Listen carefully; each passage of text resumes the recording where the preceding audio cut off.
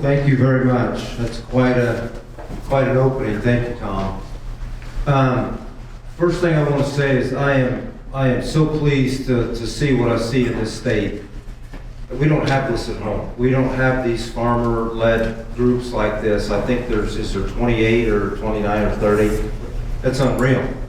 I mean, when you think about needing questions answered, or going to find resources, or just simply leaning on a friend, man, I don't know what I'm doing wrong. That kind of camaraderie is very rare. So take this as a very good thing. And I can't thank the people involved also for the hospitality. They've made sure that I've had company in the evenings, go out to dinner. They take me out to breakfast. I can't thank enough. So it's been a great trip. Okay, let's get started. Okay, I put this slide up. This is my immediate family, and this is very important. It takes everyone's support. You need everyone that's on the team to be a player and is involved and is supporting what's going on here. Because like Tom said, I have totally turned the farm upside down, inside out, and you can't even recognize it anymore. And the last thing you need is a cousin or an uncle or an aunt or somebody that's constantly just questioning what you're doing. That just drags you down. So I'm very fortunate that I have everyone's support.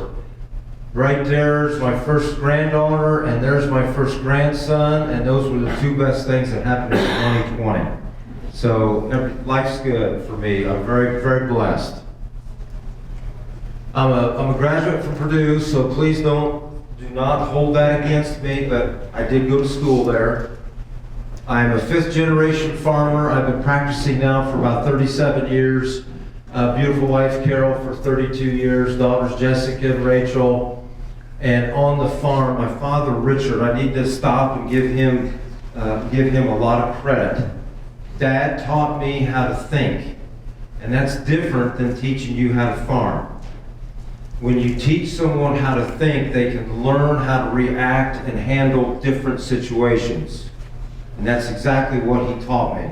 Because in the system that I am trying to make better all the time, you have to be nimble and quick and be able to look beyond what's right in front of you. You've got to be able to take some calculated risks out in front. So I cannot thank him enough for teaching me how to think. Nephew Aaron is also on the farm. We've been no-tilling soybeans for 17 years, no-tilling corn for 12, cover crops for 12, and farming green for 10. And I'm going to give you my definition of farming green in just a couple slides. Okay, 6-crop system plus 1. At home, almost every neighbor plants 2 crops, corn and soybeans. That's all they do. Not in any particular order, we plant corn, soybeans, wheat, alfalfa, yellow field peas, and cattle. The plus 1 is regen. Now this one you've got to start taking some, not necessarily leaps of faith, but we got to start thinking way outside of the box. We're in a northern state that gets very cold, and your growing season is very short. And I'm not telling you anything you don't already know. So regen will be an opportunity to take a look at. We do this at home. You take an acre out of production and you throw a massive cool season cocktail at it, and then a massive warm season cocktail, which you never get to plant up here. Then you get it ready for the cocktail that you're going to use for the next cash crop for the following year. Well, Rick, how can you take an acre out of production and not have any income? Well, when you stop looking at single year snapshots of profitability, ROI, whatever you want to call it, and you now take that year and divide it back into the 6-crop system, those numbers start to make a lot of sense. And again, it takes away those excuses of I'm too far north, it's too cold, I can't do it here. I've heard them all. I've been around the world speaking, and I've spoken in 25 states here. I've heard everything. I also mentioned in our system wheat, another opportunity to take away the excuses to get cover crops established. Had dinner last night with several gentlemen here today, and they wanted to know how we could get the cover crops going, because that's the issue, and I get it. How do we get cover crops established in the fall on a 3-crop rotation: corn, wheat, and soybeans? So the wheat's going to follow the soybeans, and then the corn's going to follow the wheat. So what you need to do is think about interseeding. And what I would do is I would interseed cereal rye into the corn crop, and that's the only crop you have to worry about getting any cover crop planted. Because then you're going to plant beans. Beans are going to come off. You're going to get your wheat planted. Then you're going to follow the wheat with corn, and away we go. So it's things like that. I think broadcasting over the top is also an opportunity. 1,200 acres certified organic, and the remainder of the farm is in transition to organic. Now, this is not going to be an organic presentation, but you're going to see that a lot of the things that I'm doing on the farm, you can come with me and just stop somewhere on this journey and take full advantage of reducing inputs and starting to build soil health. We use no starter fertilizer. That's now going on 8 years maybe. We've not used any starter fertilizer, no fungicides, no seed treatments, no insecticides. We've not applied any phosphorus, potassium, or ag lime in 7 years. So this is a very advanced system. We cannot walk out of this room today and think you're going to just go start doing all this. You can't. I've been on this journey a long time. So once you start to get the soil making that turn and starting to get the soil health and the microbes going, we can start to do this stuff. I've applied no synthetic nitrogen in 2 years. Now that's on corn. Currently, we still have alfalfa, and alfalfa is getting solid cattle manure from a dairy spread at 10 tons to the acre to help replace all of the nutrients that are leaving the farm. But we are now growing nitrogen for corn with legumes. We're doing everything we can naturally. Now, I mentioned right here that we're organically certified and we're in transition to the rest of the farm. But we are way beyond organic. We are doing this with no tillage. So everything we're doing is no-till cover crop. We're suppressing weeds with cover crop and the cash crop canopy. My rule of thumb on that is 70-30. I want 70% of the weed suppression to happen from the cover crops, and I want 30% of the weed suppression to be taken over with the cash crop canopy. So with that being said, we're on 20-inch row spacing corn and 20-inch row spacing soybeans. So we're trying to do this with 3 passes. A pass in the fall to plant the cover crop, a no-till pass in the spring to plant, and a mechanical roller crimper termination pass. That's it. Walk away. This is my definition of farming green. Planting the cash crop of corn and soybeans into a living, growing green cover crop. Termination may not occur for up to 30 days, but it's usually within 3 to 5. Now right here, we're planting corn into cereal rye. You'll read articles and hear people say that you can't do this. Yes, you can, but you need to understand what's happening here. Cereal rye is a tremendous sequester of nutrients. It is going to sequester almost all of the nitrogen that would be available for that corn plant. It's not an allelopathic effect between the cereal rye and the corn. It's the fact that the cereal rye has sucked up all the nutrients that the corn needs. So if we understand this, then what we do is we now move nutrients forward into the system, and we would supplement this with some nitrogen. Now, I don't do this anymore because I'm organic and I can't get the nitrogen out there like I used to. But this is a system that would work here just fine. bring some nitrogen up front, still maybe use chemicals to terminate. Now in this particular field, we did not terminate with chemicals, we rolled it with a roll of crimper. There's the same field right there. Benefits of farming green. Maximizing what the cover crop was intended to do. I cannot stress enough that we have to let these go further into their maturity. We're spending $35 and $40 an acre on cocktails, and the last thing I want to do is burn it all to the ground on the first warm day of spring. There's so much power here. I've got a slide coming that's going to show you the power of this cereal rye that we've rolled down. Sequestration of nutrients. I've already alluded to this. Tremendous sequestration of nutrients. Barley, triticale, wheat, cereal rye. Nitrogen fixing. This is what I rely on now to feed the corn because I'm not giving it any nitrogen. So we've got free nitrogen that we live in. Take advantage of that.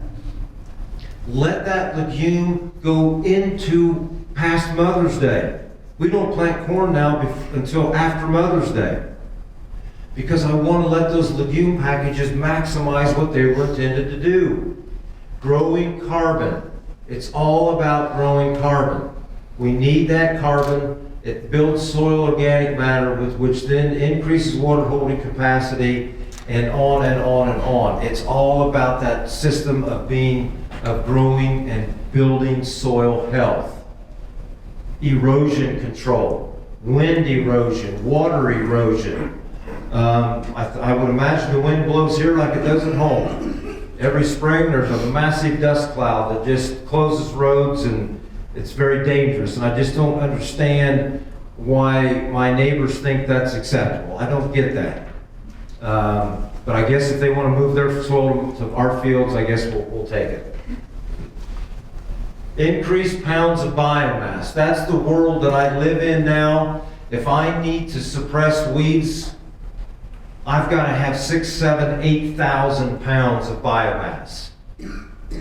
Feeding the microbes. Those living roots are feeding the microbes as long as we can, and not only those living roots, but now this mat that's dead and just laying here, it is being consumed underneath here at a very rapid pace. So feed microbes. Armor the soil. We have to protect this soil profile from the sun and the heat beating down on it. And when you do that, you limit the evaporation. We've worked so hard to build soil health, increase infiltration, water infiltration rates, increase water holding capacity, and then when we get all that accomplished, I want to make sure I've got this armor so that in the middle of August, when it's 92 degrees out, the moisture's not going straight up, it's staying there for the cash crop. So all these things work with each other.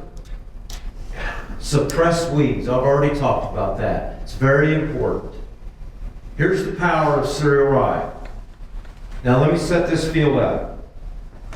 This was a cornfield last year, and it's going to be a soybean field the following year, and we planted 80 pounds of Elbon cereal rye. And it grew last fall, it went into dormancy, comes out, and now we're going to take a sample at 12-inch rye. That's a 12 right there, not a 2, that's a 12. So it's about that is probably the height that I'm going to say most of the cereal rye in the country is terminated, because we can't let it get too big and get too tall and out of control, or what are we going to do? You know, everybody panics. But I'm going to guess that's where it's going to be terminated. Now you're beginning to see right here on this nitrogen column why the corn is difficult to plant in this. But we're starting to understand, and we can react to it. Look at this. Look at the potash number. I've made the conversion here. 133 pounds of potash. We're only up to 2,000 pounds of biomass. In 4 days, It went to 18-inch rye in 4 days. Look at the nitrogen number now, 120, and look at the potash number, 213, and we've doubled our biomass in 4 days. Yes. Now, Rick, you took a sample of the rye as it was growing. Yeah. And this was the analysis. Yes, I need to describe that process. Thank you. You go out in the field, you measure out a 2 foot by 2 foot square. And the reason why I'm doing 2 feet by 2 feet is because then you can make that calculation on what percentage of an acre that is. Because that's how you got to get to these numbers. Then you clip that off at the ground, put it in a bag, and overnight it to the lab, and they will send you back these results. We've been doing this now for 7, 8, 9 years. What I've been doing now is I take this, instead of doing it on a height, I take this test every Monday. So every Monday, somebody's going to the field and pulling a sample. So that doesn't even count the roots? That's right. We've not counted any roots here. I don't know how to do that because I don't know where all those roots are. So if I knew how to do that, I'd love to have that data too. So this is strictly above ground. Again, we're seeing why corn may not like this. 28-inch tall rye, 134 pounds of N, 281 pounds of salt, of potash, and almost 7,000 pounds of biomass. So We're home. what's the difference? How much time? How many? That was about 12 days. 12 days. Yeah, when you're in this, now again, this is where, okay, I live on the Illinois-Indiana line, and I'm 15 miles north of Interstate 74. So if you were to draw a line across the country, all of Iowa is north of me, and all of Missouri is south of me. And all of Wisconsin is way north of me. 400 miles. So this is not so much a timing thing. You know, I don't know when your cereal rye gets to be 28 inches tall. I don't know. So, but what I'm trying to stress here is, meet me somewhere on this curve. If you want to go to 18-inch rye and look at the amount of potash there is.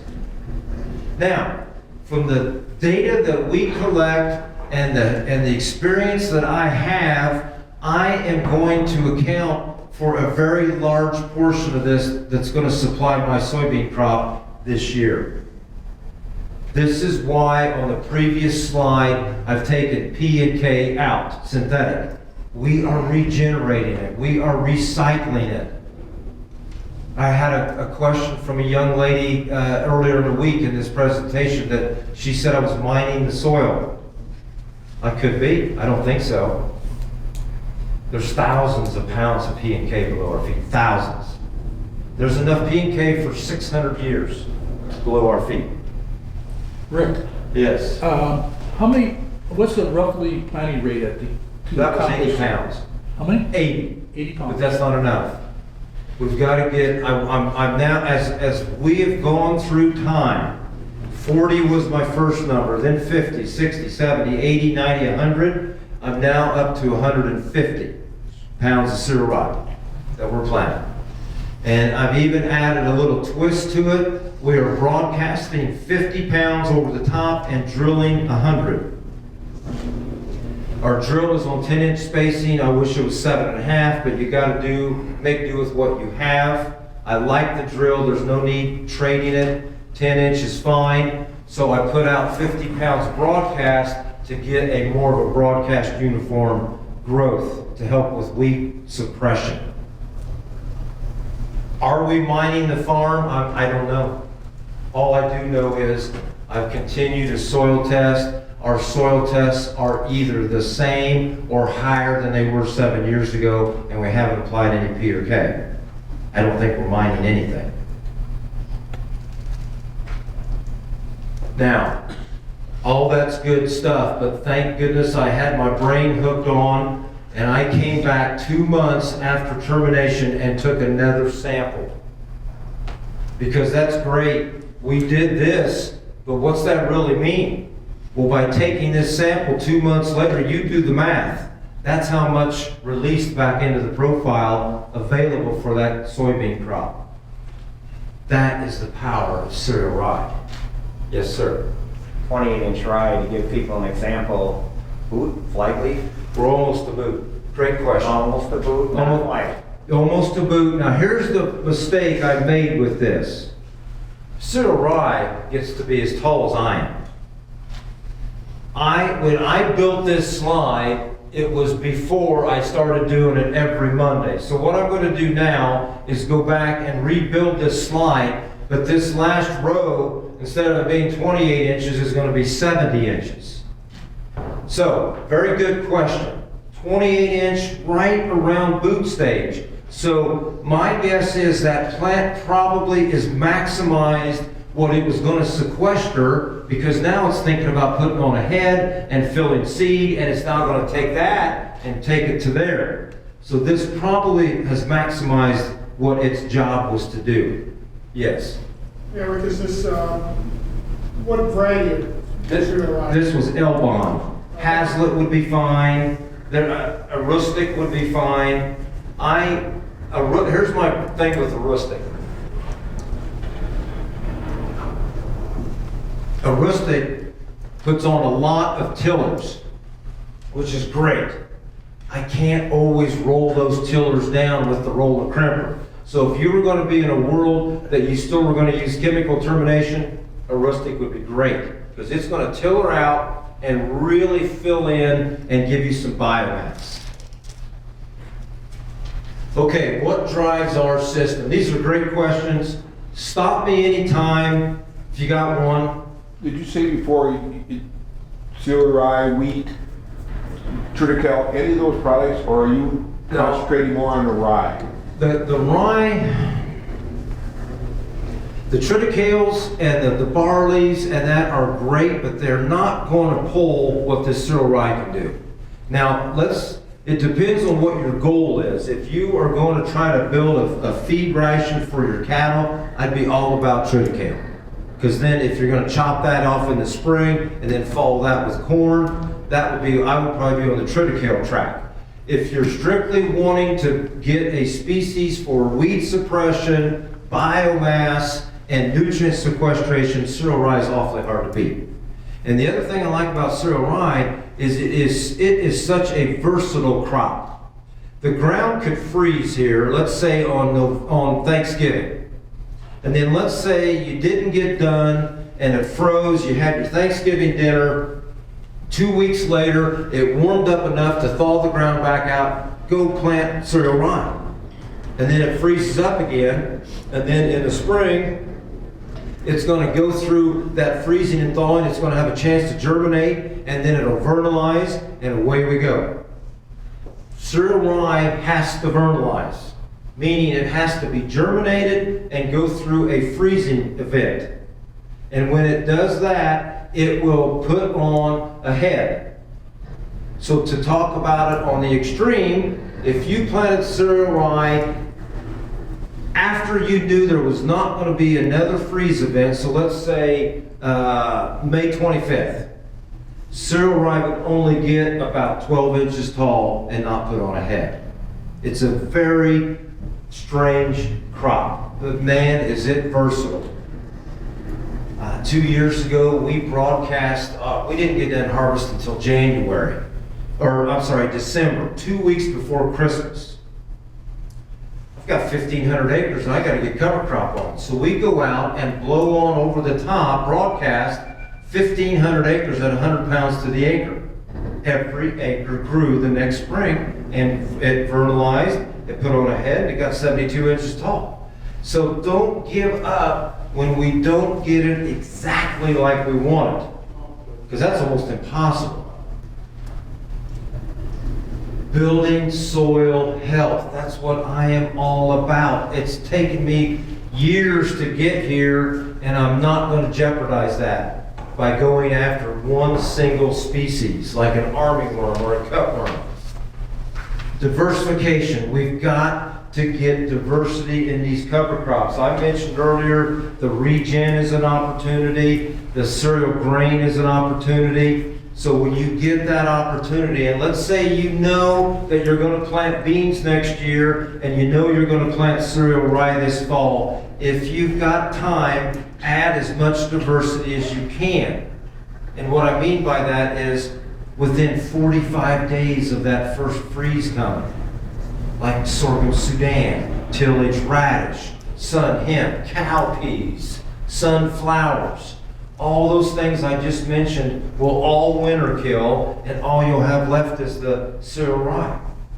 But you gave the system diversity. Cash crop rotation, I've already talked about this. Our neighbors have 2. We've got 6 now. And I know, I went to Purdue, but I do know that you can't raise a cash crop unless you've got a market for it. I know that. But man, do you have a lot of markets in Wisconsin. A lot of specialty crops. There's still wheat being grown. So take advantage of some of those outlets to get this cash crop rotation going. All this stuff is going to help you with disease problems, bug problems. The more diversity we get, the better we are. I think I lost the pointer. Data collection. I'm going to talk about this a lot. It's not so much collecting data. I mean, we're all collecting data. This thing right here collects a tremendous amount of data. But Google knows how to use that data.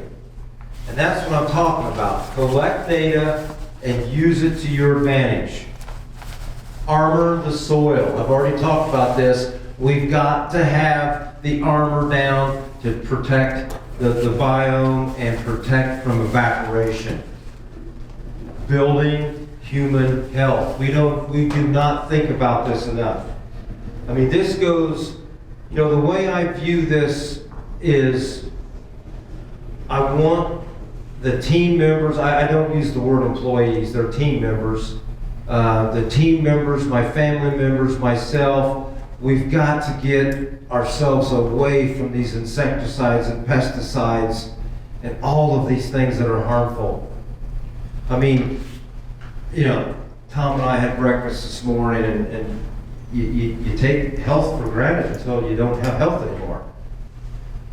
You know, I'm 57 years old, and when you were all 18, we're impervious to anything, and now when you're 57, you look back and I say to myself, boy, I sure hope that what I did at 18 doesn't affect my life.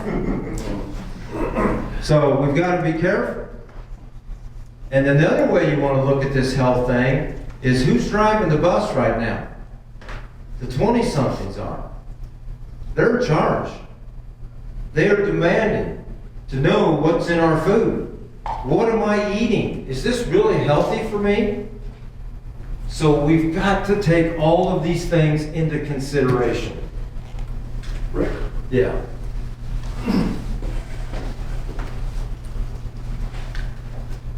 I was watching YouTube videos the other night, and this financial lady was interviewing a guest, and the guest congratulated her on having a new baby. And she says, yes, I'm so happy I have a healthy baby. I'm making my own baby food. And she proceeds to go on this rant about GMO crops. I couldn't believe it. But she was, I imagine, in her late 20s. But that's the attitude of the next generation. Yeah. Some of these younger folks are upset with us. They think we've destroyed their world with the climate and all that, but that's a whole other story. ROI, return on investment. This is one of the ways we gauge what we're doing. It's not the only way. I don't care what your method is, but you've got to know where you are. Now, that's it, right there. What you do not see on that page is the word yield, because yield does not drive my system. No way. All of these things do. If you can accomplish these things here, yield will come along for the ride. I'm going to show you that later in the presentation. balance. This is what I'm talking about. A symbiotic relationship with Mother Nature is what I'm trying to do.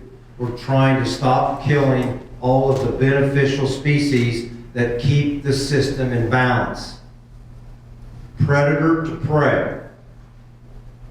People ask me, how can I plant non-GMO corn without any insecticide? It's because whatever species preys on corn rootworm is prevalent enough in my system to keep them at bay. They're probably still feeding some roots, but not enough to dictate yield. That's the balance I'm talking about. To put it into very simple terms, coyotes and rabbits. What do you do when you go out? What happens to the rabbit population when you go out and shoot all the coyotes? It goes up. It's out of balance. You bring coyotes back, and it gets back, the rabbit population decreases to a point to where it's in balance. That's what I'm talking about. Bacteria to fungi. Hang on just a second, I'll be right there. Bacteria to fungi. When we started this journey, there's a test that I like to use. It's the Dr. Rick Haney test. It's called the Haney test. It's a soil health test. That test will give you these relationships of predator to prey, bacteria to fungi, and it's a plethora of information.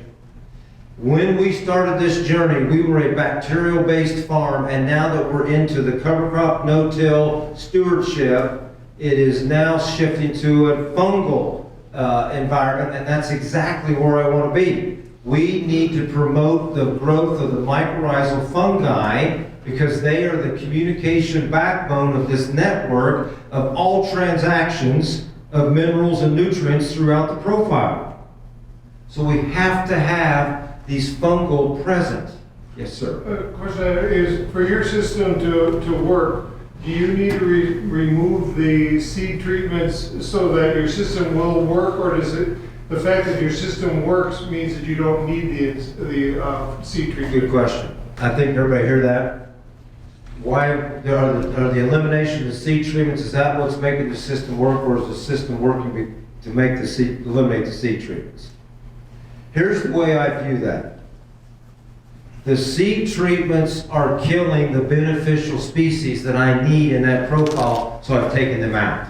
And as a result of taking them out, we now are on a path of heading toward balance and a healthier system. One of the complaints we get a lot are slugs. I go down this journey, we're going to do cover crop, we're going to do no-till, and I've got slugs. I think we have slugs because people who complain of that, the common denominator is, are you still putting seed treatments on? And they say yes. I think the neonicotinoids are creating the slug problem. And the neonicotinoids are killing our bees. And what's so absolutely pathetic about a neonicotinoid is there is no proof that they increase yield. There we are again. We're basing the system on yield. But that neonicotinoid has no contribution to yield, so why are we still putting it on the seed? That's why I just take everything away. I am very stubborn, folks, and I'm very exact.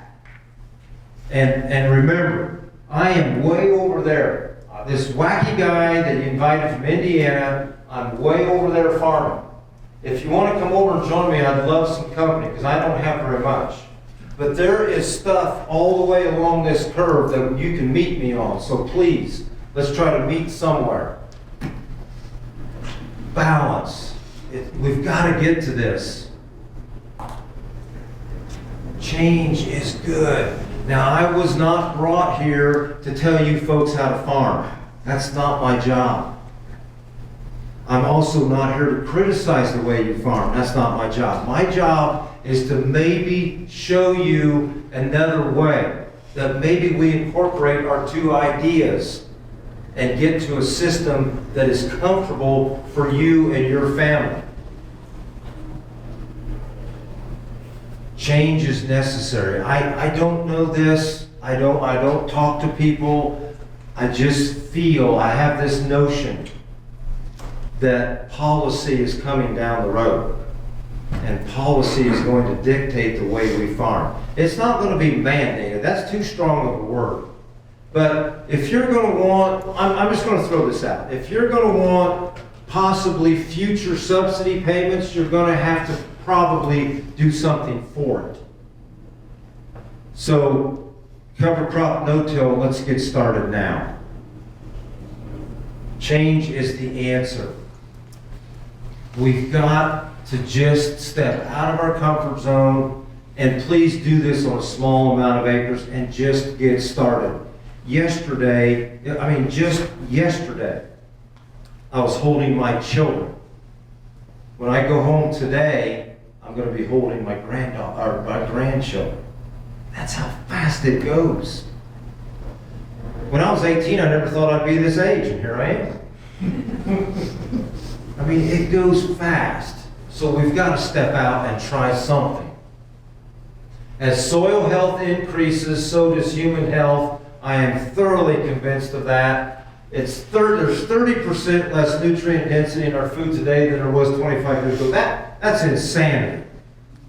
For a country that we're supposed to be so high-tech and smart and all these things, and we're going to let that happen, our soils are dead. 8 oranges today to equal 1 orange 50 years ago. I love oranges, but that's ridiculous. There's the planter row unit. I get asked on what special stuff have we done? Well, we've done nothing. There's my pointer. The row cleaners are gone. There is no no-till coulter. You want to write this down right here in this corner. Prescription tillage technology, STP blade. That's what that is right there. That's a serrated tooth blade. It eliminates hairpinning. Hairpinning is when you're planting into this kind of residue, you're going to take it into the seed slot with you. And if you do that and drop a seed right there, he's a goner because there's no seed to soil contact. This blade does not do that. Actually, the residue stands up because what this blade does as it's rolling through the field, it's lifting and crumbling the sidewall down and lifting that residue up. So there is not that in the seed slot. And the other thing I like about that blade, it does not create a V slot that's real tight. It creates a U slot that then allows for the Keaton firmer. We still use them. I don't put anything on with them, but we use them because I still like to press that seed down as we're planting it. Now we plant corn 3 inches deep. So I like this system. And when you stop this planter in the ground and then pick it up and move it out of the way and go back and look at how much that seed has been covered before the Steve Martin's wheels got to it, there's over 2 inches of dirt above that seed before the closing wheels even got there. So they're almost closing the slot on their own. That's huge for when you're rolling in the 72-inch tall rye. Now this system right back here I love because it will destroy the seed slot and the chain drags it smooth, but we are limited on height of cover crop here, about 48 inches. And it's going to start to wrap. Just had John Deere. I don't have any preference. I don't sell anything. I don't care if it's a vertical tillage tool with a Valmar box and an Organdi box. The point is, get the cover crops out there. Now we are in an extremely tough part of the world, I'm going to tell you. You're by a huge body of water that dictates weather every single minute of the day. You are in an extremely, and what you're trying to farm is the deposit of what came out of that lake and dumped right here on the land. It's cold, it's tough, it's not pliable, it's clay, it's everything you can imagine. Please do not, in my opinion, if you're going to journey down this road, you have to take these two together, cover crop and no-till. I don't think you can do this no-till alone. You need the root structure to help build back that tilth or that mellowness. When you plant into some of these legumes, the fibrous root system at the top 3 inches is like hair. I mean, when you put your spade in the ground and dig some of that, you can hear it rip. The roots are ripping. That's when you are at the absolute peak of, wow, this is the best planting I've ever done. That you open that slot and it falls back together on its own. I don't think you can accomplish that here on no-till alone. So please keep the two together. Okay. Weapon of mass destruction number 2 against chemicals. This is my baby right here. This is a 60-foot I&J roller crimper. This is how we terminate our weeds now, or our cover crops. That right there. So we've got to get this cover crop planted in a timely fashion in the fall. We've got to get the biomass we need, and we're going to roll it down. Now, again, I'm way over there, and the world that I live in now, my choices of cover crops are getting smaller. Because I have to plant cover crops that I can terminate this way. I can't plant rape anymore. I can't plant chicory. Because I can't terminate them with this. If you're still going to be in a chemical program, though, those species are awesome. Use them. Okay, this is a mix that I came up with to go, you plant it this fall, and it's for corn next spring. Now, you can tweak this any way you want. If I was to tweak it, one thing I would add, and I started doing this year, was I added 5 pounds of Valana hairy vetch. I've got a slide later in the presentation about some peas that I'm looking at that I think you'll be interested in. The Austrian winter peas work, but I think we got some better choices coming. Okay, haywire oak, it's a forage oak. Look at all that branching, and it just puts on a lot of biomass. Austrian winter peas, Balanza fixation clover. I'm being very specific here. Balanza fixation. It puts a stem on the size of your pinky and it's hollow. So then you saw that roller, those chevrons can break that stem and terminate that clover. It cannot do that to medium red. It cannot do that to crimson. Again, though, if you're using chemicals, there's nothing much better than crimson red. I don't use it, medium red. I don't use it because I can't terminate it. Sorghum Sudan. I mentioned to you about mycorrhizal fungi. Sorghum Sudan is one of the premier species to promote the growth of mycorrhizal fungi, so I'm going to put it in every cocktail I can. Tillage radish. Tremendous sequester of nutrients and a tremendous mitigator of compaction. We all have compaction. Now, this has to go out, though, at least 45 days before that freeze event. So up here, you're talking August. Well, Rick, how am I going to do that? Raise a cereal grain. Regen. Livestock grazing. Maybe you don't own cattle. That's great if you don't own cattle. Go talk to a dairy that's in the neighborhood. How about I take your replacement heifers and I keep them for 90 days and let them graze across the farm? You're going to pay me a rate of gain or a daily charge, whatever you work out. You then pull those cattle out by August 1st. You now have that opportunity to get your gunslinger or whatever you want to plant out. And you still make some money on those acres. It's not a total loss. That's the type of thinking I'm talking about. Okay, this is grown, it survives. We now get to this. This is what we are planting into on some of our corn acres. And those tall things are not weeds. That's the peas climbing out. I mean, look at the clovers just hanging off of everything. Now, there is a giant ragweed right there, and there's a yellow rocker right there. But the rest of this, look at this. And there's one of the P's right there. You're not gonna plant much anything better than that. And that's, okay. Now, the power of Balanza clover, I'm gonna do the same thing I did to the Syrah.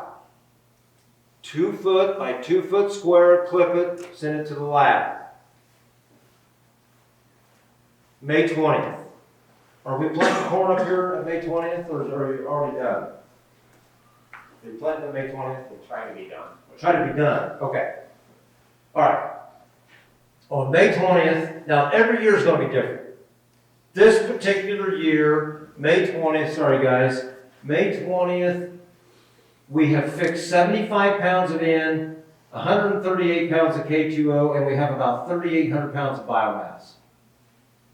That's not good enough for me yet, but it's going to get close to being good enough for you folks if you still want to use some chemistry and some fertilizer. Okay. June the 4th. 114 pounds, same thing, 2 foot by 2 foot square, ship it to the lab. 114 pounds of N. Look at this K2O. This number is unreal. 6,800 pounds of biomass. I'm getting real close. This is 2 weeks. Yeah, that's 2 weeks. Okay, now, look what 4 days would do for us here. June the 8th to June 4th to June the 8th. Okay, now, let's hold right there.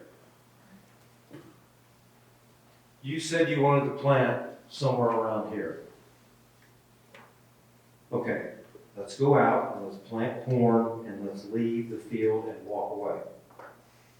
And then let's come back 2 weeks later and terminate. Look what's happened in that 2 weeks. So now what I'm asking you to do, and for easy math, let's move this to 120 so I can do this calculation in my head. And I'm going to say that in the history and the data that we've collected and the experience I've got, I'm taking half of that credit right now. Now you can argue with me on that, and that's fine, and we both will be correct. But in the data that we've done and the testing that we've done, I'm taking half. So I moved that up to 120. Half of that is 60. So I'm asking you to take 60 pounds of synthetic N out of your prescription.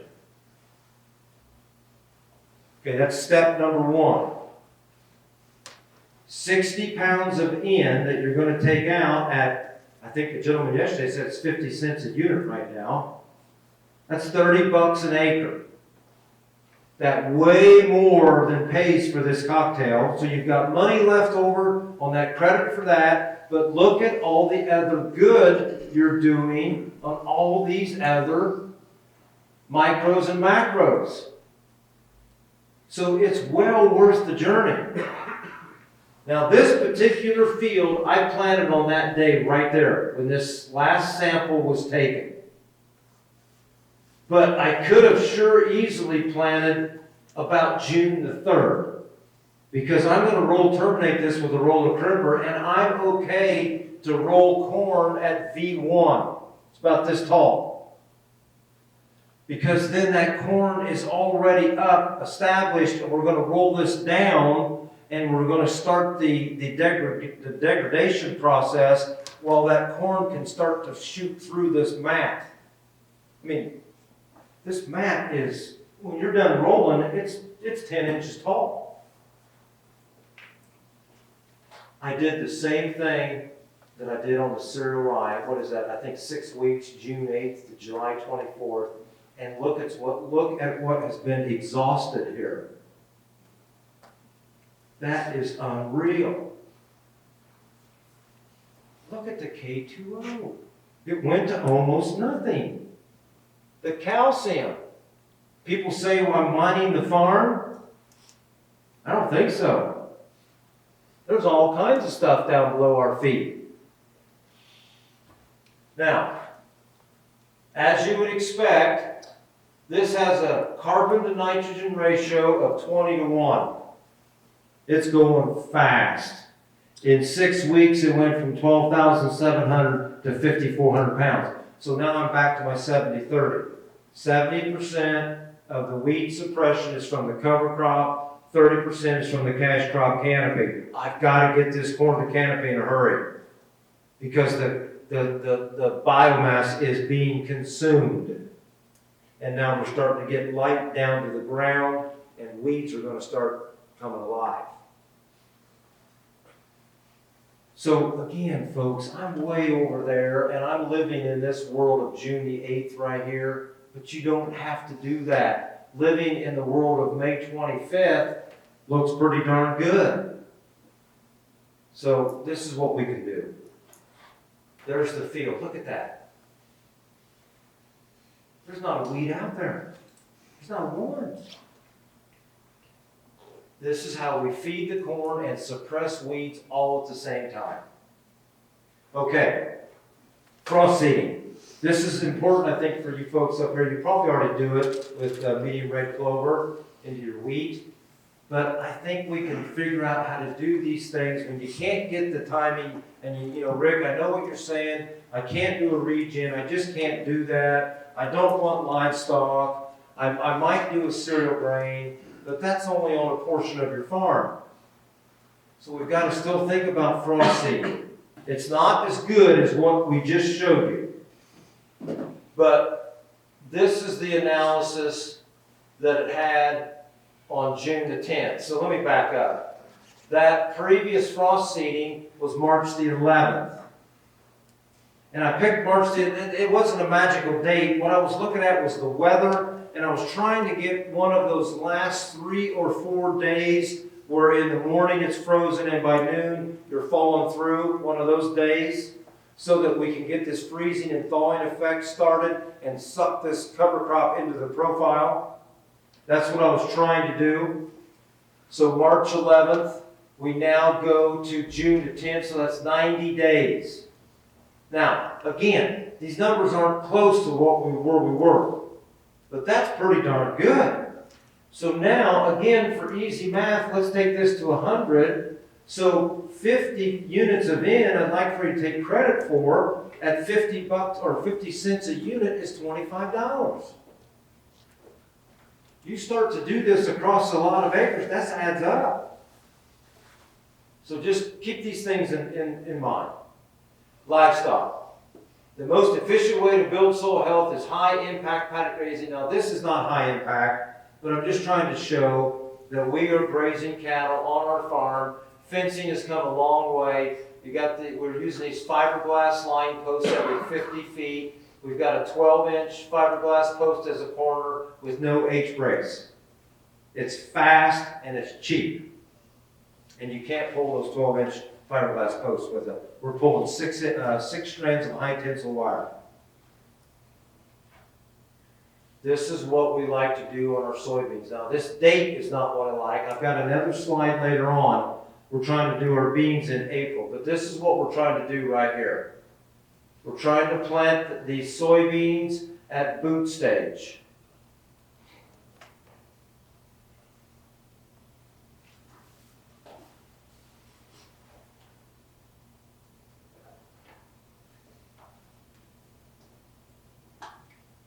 As you can see, the planter just goes right through it. That's about 4 feet tall.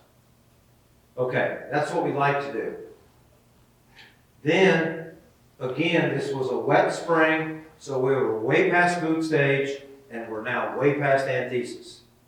But here's what's important about this. If we can do this, Mother Nature permitting, we plant beans at boot stage, and we roll crimp at anthesis on the cereal rye. The reason why this works is because it's about 40 days, and in that 40 days, your beans will be at a V2 to V2.5 growth stage, and then you're going to roll the whole thing down, beans and all. You're going to see the bean, and again, this is way beyond anthesis, but it's following that May 23rd. It's all, when I do things like this, it's the same field. Look at the aggressiveness of this roller. Look at the chevrons. Here's the beans, right behind us.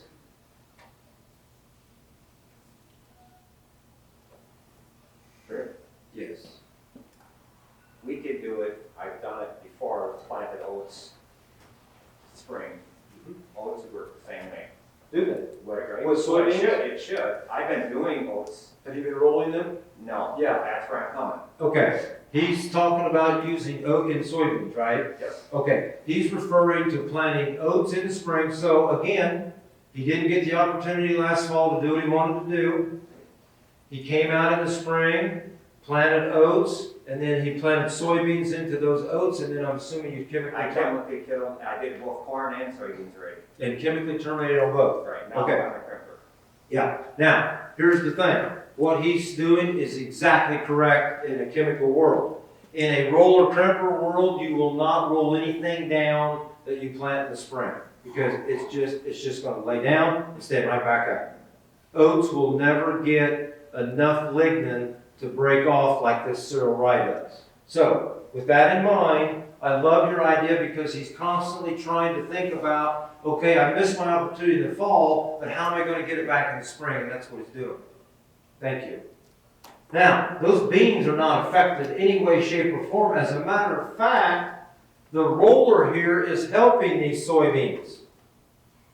There's a phenomenon that's taking place here. When the roller crimper nicks the apical bud, it is now sending a message to the soybean plant to stack nodes. And that's exactly what these soybeans do. Typically on a soybean plant, your nodes are 6, 7, 8, 9 inches apart. Our nodes are 2 to 3 because of this, the roller crimper. That's the same field in July 19th. So again, we don't want to join you over here, Rick, but we're going to come part way. Fine. We've eliminated a burn down pass. Glyphosate's gone. Now you're scouting your fields and you're going to make determinations on, do I need to come in with a post spray or can we just roll the dice and let it go? That's up to you. We've at least now got you past the burn down. Okay. This probably should have been scouted. You know, if you were going to chemically, I would have been 2 weeks prior to this date. There's some mare's tail poking through. It's probably too late to get them already. There's some grass coming. But my point is, scout your fields and then be ready to post-spray if necessary. Don't just blindly go post-spray, because that's what we've always done. Monitor. Rick, would drilling be better on the weekly? Maybe. The question is, would drilling be better? But here's what I found out on drilling. When you go in with a drill that's even on 10-inch spacing, you've got a lot of gauge wheel touching the ground, and when you're done, there's hardly any rye left. So now that rye has been broken off, it's leaning at a 45-degree angle, sunlight's coming in, and honestly, we've had worse weed outbreaks. Yeah.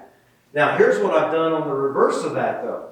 When we've gone into a situation where the biomass was not quite what I wanted, and I typically would plant beans on 20s, I pull the drill out, and we go half rate this way, half rate that way, and then we try to get the beans to be the canopy sooner, because it's already over the edge. You can just see this isn't going to work. So now we're going to switch gears and try to get the cash crop to be the canopy for us. Yeah, good question. Okay, this is kind of a cool video. I put this in here because you've got to be flexible. This is not what we want to do. But Mother Nature dealt these cards to us and we're going to play them. So now on June the 2nd, because the rye lodged, I rolled it flat first. Folks, that rye is gone. Look at that planter coming through. Talk about easy planting now. My neighbors were driving by this field all year or all spring thinking, what in the world is that maniac going to do with 6-foot-tall rye? It's all flat now. Look at that. I typically don't want to do this. But when I took this video, it was 2019. We had so much rain, we didn't plant any acres in April. We didn't plant any acres in May, and the whole farm was planted in June. We were at antithesis. So again, shift your thinking, change your plan. I'm on plan W now, and do this. And again, same field, and you get that.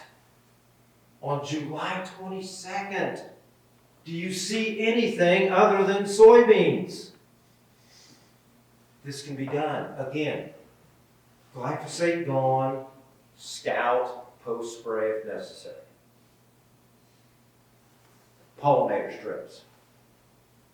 Okay, when you live in a non-GMO certified world or organic certified world, and my neighbor, he and I have corn butted up to each other on a fence row, I have to take a buffer area out of production because I'm going to get his cross-pollination, okay?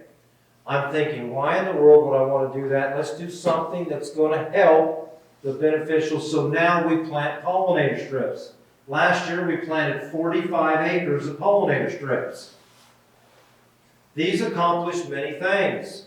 You can all read. It helps the bees and the butterflies, the beneficials, and all of that. And it also adds social acceptance to the community. Because a field of sunflowers is an absolute magnet for picture taking.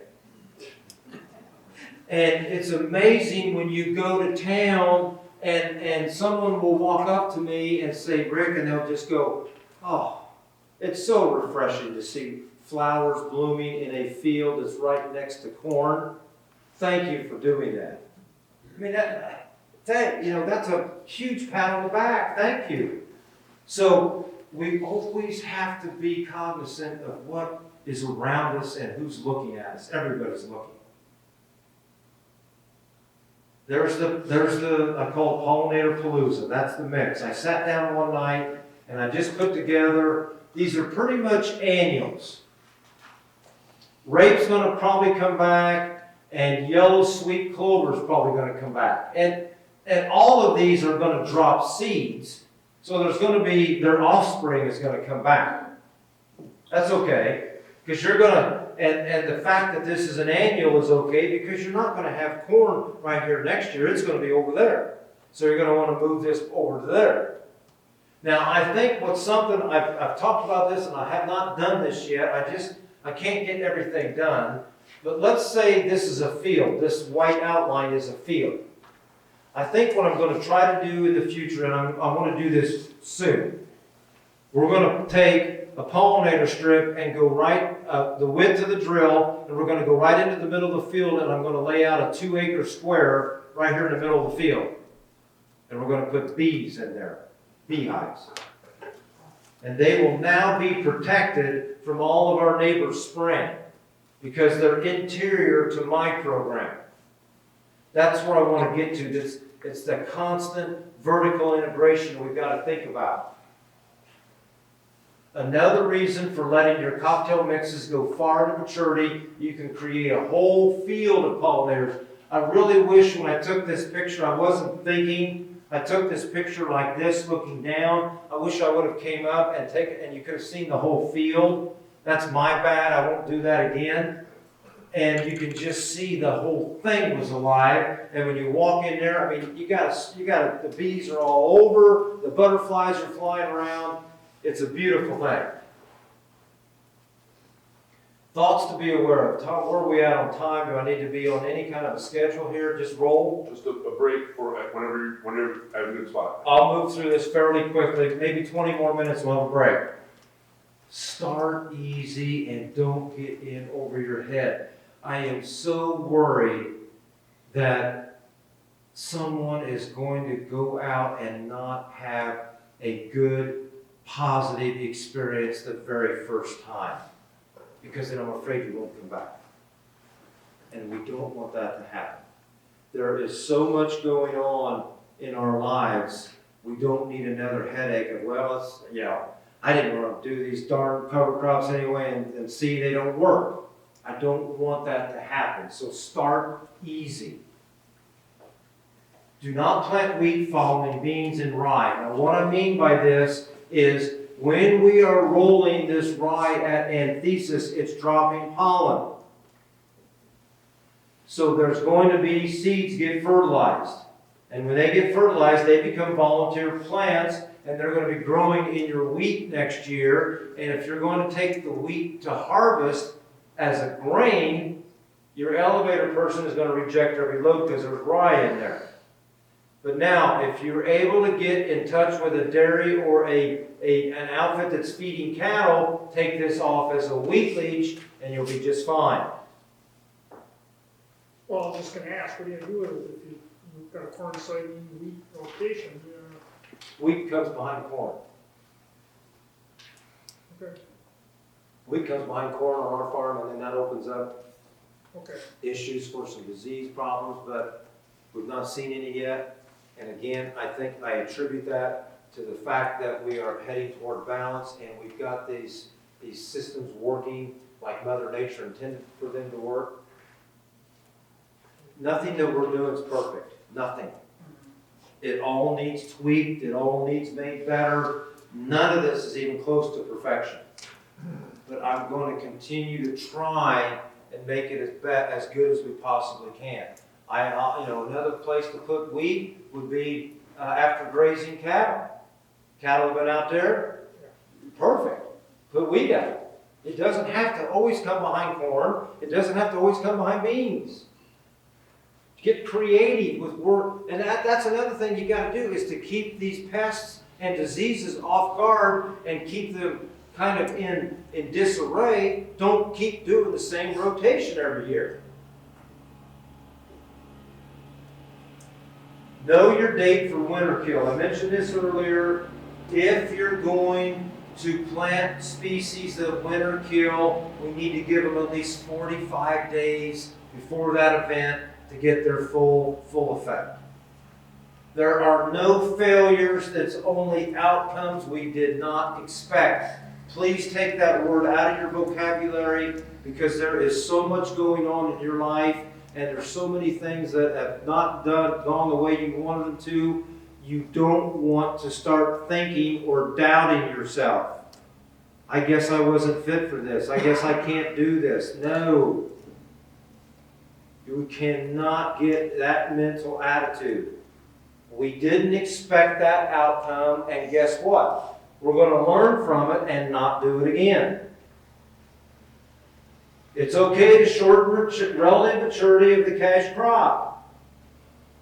I've told you where we are in the world. We used to plant 110 to 116 day corn. We now plant 98 to 106. We used to plant 3.2 to 4.2. We're now 1.6 to 2.6. I'll bet those numbers are real close to yours. The genetics down there in those areas are getting better all the time. You know, whether these companies want to admit this or not, this soil health, this regenerative, this sustainable, whatever your word is gaining traction, and the companies are taking notice. So don't be scared to shorten up. Now, I know you're already short here. Like 90 probably, 92. So it's hard to go to a number with an 8 in front of it. I understand that. But we've got to think about how ways to get. Do not underestimate the power of what's happening in this room right now and across this state. I've told you at the beginning. You should be so proud that these gatherings take place. Because I view this as low competition. You know, go home and if you hiccup wrong, somebody's trying to talk to your landlord and take the farm away from you. Happens all the time. You get tired of it. I mean, there's times you just want to throw your hands up and say, you know what, I'm so sick and tired of this game. I don't know if that happens here or not, but I'm going to say probably it does not because you're all in this room right here. That's a good thing. Scout fields, I've already talked about this. When you are one of the few farms in the area doing what we're doing, your fields are absolute magnets for all the problems to swoop in. The armyworm, the black cutworm, the aphids, corn rootworm, whatever it is. Keep plants attached. What I mean by that is, if you had a plan that you were gonna plant corn at 24-inch tall rye, and Mother Nature decided to change your plans for you, she rains for 3 weeks, and now you're planting into 5-foot tall rye, don't think you can get your disc out, go out there and knock down that rye and dislodge plants, because when your planter comes through, it's gonna wrap on everything you've got out there that's not attached. Do not panic, ask for help. You've got the group of people here, the farmers, you've got the Chads. If he doesn't have that answer, he's gonna go find it for you. This is rare. I've only been to 2 or 3 other spots that are like this. It's rare. Do not plant variety not stated cereal rye if you plan to crimp, because you're going to get 4, 5, 6 different species. Some are going to mature at 3 feet, some mature at 6 feet, some mature at May 20th, some mature at June 10th. If you want to roll that mess down, the short stuff's going to stand back up, the stuff that wasn't at maturity yet is going to stand back up, and you're going to have about a half job of what you wanted. If you're chemically terminating, go for it. It's 6, 7, 8, 9 cents a pound cheaper. Collecting good data is critical to success. I've already mentioned this. Educate your landlords. Most will be supporting. That's another excuse I get, Rick. I can't do what you're talking about because my landlord will only give me a 1, 2, or 3 year lease. And why would I go to all this effort to then have it pulled away from me? I get that. I've been there. But I'm telling you, I can't guarantee you, but I'm telling you, when you sit down with Martha from Florida and you talk about her farm and you describe the journey that you want to start down and you explain your path, you've got to have a plan. You've got to present her with a plan. And she then realizes how much you care about her farm. My bet is you can extend your lease terms. We did on every one. Our people were so excited, they said, when can we start? So I can't guarantee that for everybody, but you'll be surprised what attitude they may have. You need to view the cover crop as important as the cash crop. Sometimes I go too far and I'm like, get that cash crop out of my way so I can get to my cover crop. But it's that important. You will be viewed as an outlier, and that is the softest, tamest word I can use there. Because you will be called a lot of things. But that's okay. It's okay. Keep your skin thick. Don't wear your heart on your hand or your sleeve or whatever it's called. And do your thing and move forward. Continue to Haney soil health test. I forgot to put the word health in there. I am no longer going to do the traditional soil testing. We've been doing it for years. I just got the last round of test results back.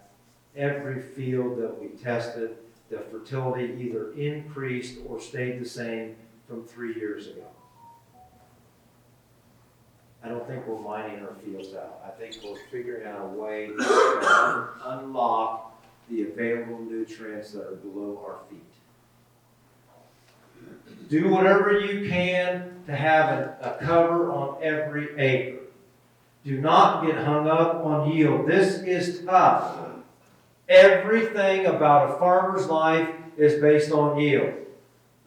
That seed dealer comes in, what's the first thing out of his mouth or his hand? He sets down the brochure, and right there is the next best thing since sliced bread, and it's going to increase yield by 5.2 bushel. There are so many other ways to measure success. Livelihood, health, family, being a good steward. That's how I measure success. be patient, the soil starts to change at year 3. This goes back to educate your landlords. Look, Martha, you've got to give me a 7-year deal here. You've got to, because this stuff doesn't happen overnight. Establish a baseline to monitor change. How in the world do we know where we're going unless we know where we've been? You've got to sit down, and actually it's a great exercise because you get to see the kind of money you're spending on inputs, and it'll blow your mind. I spent how much on chemistry? Delta Force. I don't sell a thing. I don't care what your flavor is, but this is the one thing that we did add to the planner, and the reason why is this. Delta Force is hydraulic down force and up force. So now, what happens is, there's a calculation that's being made. The manufacturer knows what the row unit weighs when it's hanging on the bar. Then when you go to the monitor in the cab and put in the number that you want to apply as downforce, it does the math between what it weighs and what you're asking it to do. And that is called as applied downforce. We are running in negative numbers. That means when we're planting corn or beans, the planter is lifting, not pushing. Our fields have so much tilth, they have so much aggregate stability, they are so mellow that we can get away with doing that. That's why I want the hydraulic lift force to lock that row unit in and keep it where I want it to be at 3 inches deep. We're usually running numbers between -50 and -150. I got to tell a story. Anybody who's heard me talk has already heard this story, but I was at the gas station and a friend of mine had come in, and he was just so mad. He looked like he was eating nails. He was so mad. And I said, "What's wrong?" "Well, it's gotten hot, it's gotten dry, fields are burning up, and I've got my planter at 400 pounds of down pressure and I can't get it in the ground." I'm like, 400 pounds? And I don't dare tell him where I'm at because he's going to put a hole through the wall. So it's just incredible what happens when you come out of a high tillage, no cover, no armor system and come over to the world that I'm in, and I am 180 degrees from where they are. I mean, guys, when we plant corn, the tractor is at 1,400 RPM. I'm pulling a 60-foot DB60 planter through the field at 1,400 RPM. Because that's all the more love there is, because we're just gliding across the ground. Yes? Just curious, clarify to me a little bit, Delta Force would be the pressure on the gauge wheel? Yeah, the sensor is right on that bracket that holds the two gauge wheels. So it's reading what's happening right there at the gauge wheel, yes. Okay. Yeah. Anybody else? Okay. Rick, I got a question. Yeah. I think you're in 20-inch rows, right? Yes, 20 corn, 20 beans. Would it be better to go down narrower yet for faster canopy? Yes and no. I think if I mentioned this earlier, sometimes we get too many gauge wheels on the ground and all the cover crop is smashed at the wrong time. So I would rather, now in corn, this will probably be okay because I'm soon going to be terminating that. In soybeans, I'd rather not. Now, if I was to go, see, I used to raise silage. We raise silage for a dairy. I've got a dairy in my backyard. I mean, people say that I'm absolutely insane because we've got 2,000 acres that will touch their drag line, and I don't use any of it anymore. I used to, not anymore. Now, if I was going to raise silage, I would love to have 10-inch corn and raise silage. But I don't do that anymore, so we're just going to stay with 20s. you know, the manure is great, and I know manure is a problem. I spoke yesterday where manure is a big problem. I get that. But let's try to at least stop putting on 20,000 gallons at one time. Let's try to do two applications of 10. And with that application, make sure you have a cover crop growing. Because that cover crop is going to suck all that liquid gold, as I used to call it. It's going to suck all that liquid gold up and hang on to it and be the stabilizer to keep your waters clean for everyone downstream. I know these are hard things up here. Everything I'm talking about is hard. But the best rewards in life come with difficulty to get there. So you have to constantly be trying some of these ideas. Test on your own farm. I'm some wacky guy from Indiana. You've got to test it on your stuff. It's way different. Remember, the people who are being talked about are the ones who are creating the change. Change is good.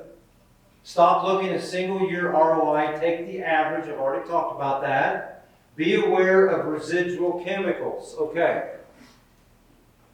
Too many times we want to blame the darn cover crop or the salesman that sold us the cover crop. It didn't work.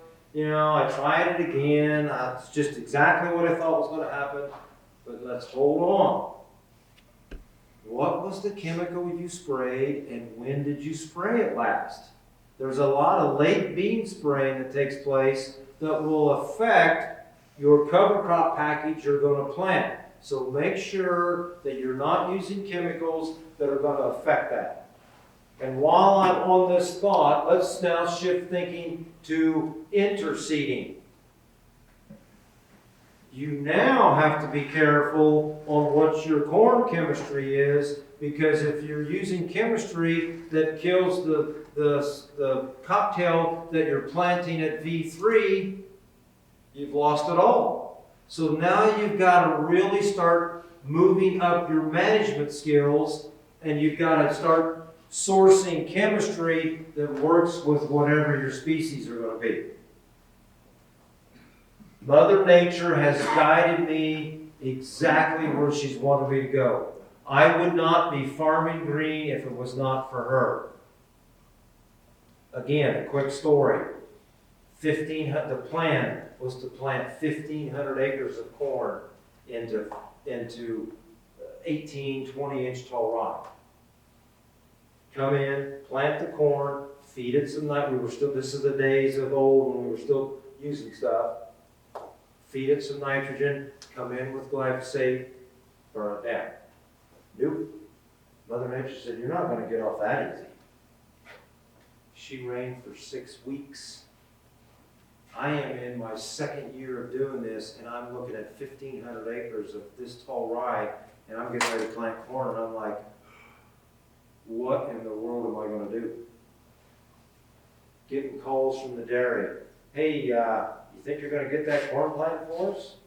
We need that silage. Yep. I didn't know what to do, so I just used my gut. I used what my power, my thinking. We planted. We put some fertilizer out. We burned it down. It was the best silage the dairy had from any other grower, and that right there, Mother Nature said, "This is how you're going to farm." But it took success. I had success. It didn't look like I was going to have success. I had people coming that thought they knew all about cover crops and no-till, said, "You are a fool. To throw in the towel and start over. This will not work." That's exactly what I needed to hear. Because you tell me something you can't be done, I'm going to figure out how to do it. Thank you, Mother Nature, for showing me that, because I truly believe that is the number one reason why I can take 7 years of no P or K. Because we've let those cover crops grow from, instead of terminating them here, we're terminating them up here, and you saw the power. I've given you those slides. Do not jeopardize the livelihood of the farm. Please take heed in this statement. Please do not go out and just throw the whole thing, the whole farm into this. Please start slow. Buy cover crop seed from reputable sources. I don't care if your neighbor down the road is producing seed, that's fine. Just make sure he's cleaning it and all of the weeds, all of his weed seed is not coming to your field. Okay, just make sure. Do not get into a monoculture with cover crops. I have mentioned several times that soybeans and cereal rye go together. They do. I'm going to do it every single time I have left to do this. But that's not good enough. That's a monoculture. We have to give it time to add other species. I'm almost done here for the first part. The success of next year's cash crop starts with the success of this year's cover crop. I know I've said this about 12 times, but it's that important. But if it doesn't happen, this gentleman here did not give up. He put those oats out in the spring. Did he get full benefit? No, but it's better than nothing. Again, another quick story. I think it maybe was 3 years, it doesn't matter, 3 years ago, doesn't matter. We had 2 80-acre fields that I did not get cover crop planted on. The first time in my time of doing this, I failed to get 2 fields planted. Came out next spring, and you could have driven a semi across those fields and not left a mark. The compaction that the rain events create is unbelievable. I could not, you know those probes you got in your, that do the compaction probe, put the tip sheet, or barometer, what's it called, barometer? Yeah. I couldn't get those in the ground.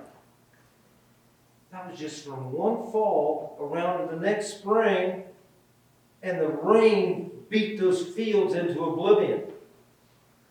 That's how important these cover crops are.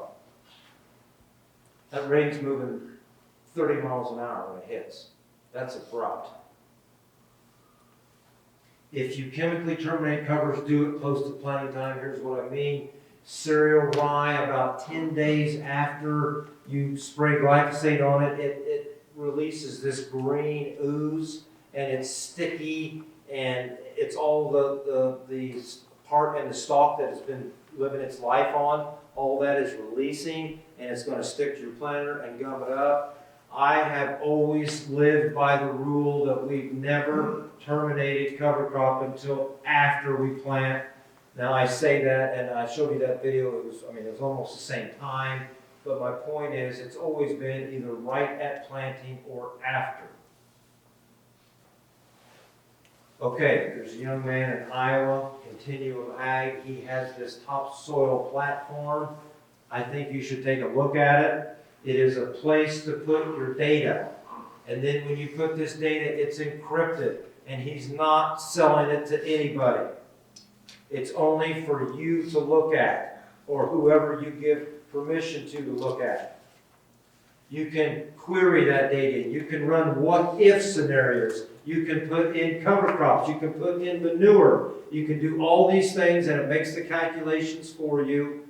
And also, in my world of organic, the amount of paperwork is unbelievable. It's about this deep every year to stay in compliance. Well, now, after he and I have been working on this, I have nothing to do with this. I own no part of it. I don't sell anything. I'm only trying to show you what I think is working. I can now capture the data that's taking on the farm in our organic world, and I can submit that to the certifying agency through him, and they are going to accept that, and I'll be audited then on that. The last audit I've sat through was 6 hours long. I hope to get it down to like an hour now, because push a button and push it to them. grass will be the nemesis. Oh my gosh, grass is the nemesis. We've got it in every field right now. I've got a plan, I've got an idea. Here's what I think's happening. I showed you that cereal rye is a tremendous sequester of nutrients. I think what's happening is cereal rye is pulling all the available nutrients that would feed those early germinating weeds, because we don't have any of them. We have very few broadleaves in this system. Okay, so now you've taken that food away from those early germinating broadleaves, you've buckled them at the knees, and now you're starting to put rapid vertical growth on, and you're now smothering them from sunlight. Those weeds are gone. Now we're coming in and we're rolling this rye down, and 2 months later it's releasing, and foxtail is a late coming weed in the summer, and we are now releasing all the fuel to feed that foxtail. That's what I think's happening. Okay. Whether that's right or wrong, that's what I'm going to go with. And so now, what are we going to do? Well, we're going to try not to have a crop that will mature or be at full throttle when that foxtail is coming. So wheat works, because wheat is going to be done, do its thing, cut and gone before foxtail even thinks about coming. Then maybe we'll put out 30 pounds of oats to help suppress that foxtail, maybe clip it twice with a flail chopper, and then get ready to put the big cocktail out for next year's cash crop. Foxtail problem goes away. That's what I'm trying to work on, changing these triggers and these timing events. Do not make excuses that support your agenda. We all do this all the time. Please, take what we're talking about here seriously and step out of your skin a little bit. Unfortunately, a farmer's success is measured by yield. I've already touched on this. I think there's way many other ways to measure that.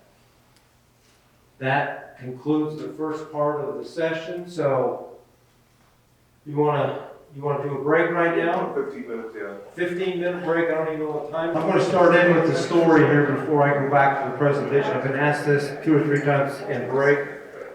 Rick, what in the world made you move to this type of farming? I'm going to try to address that right now. We were some of the worst destructors of the soil in the county, you could believe.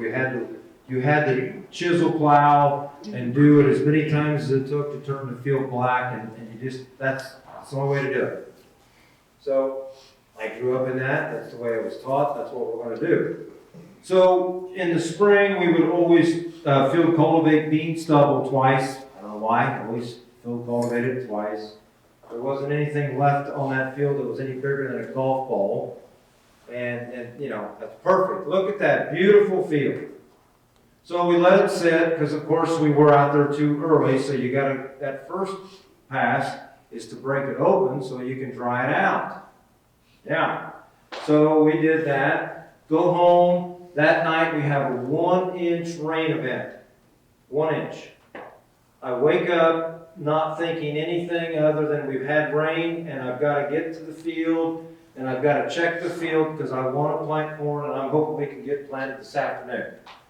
So as I'm coming down the road, the road looks dark ahead, and I'm wondering what in the world's on the road. There's something dead on the road. Closer I get, it's not something, well, it is something dead. It's the soil. It's the dead soil that had moved from the field to the ditch to the road, and it was heading to the stream and then gone. And that ran me over like a Mack truck. And that's when I said, no, enough. A 1-inch rain event can move the soil that far. I'm done. That's what got me on this journey of cover crop no-till. Then as you're in this journey, and as you become comfortable, I started with 1 species, I'm up to 4, we're really cranking here, you're getting excited, you can't get enough. So 4 species becomes 6, becomes 8, becomes 16. Then you are in the soil health mindset.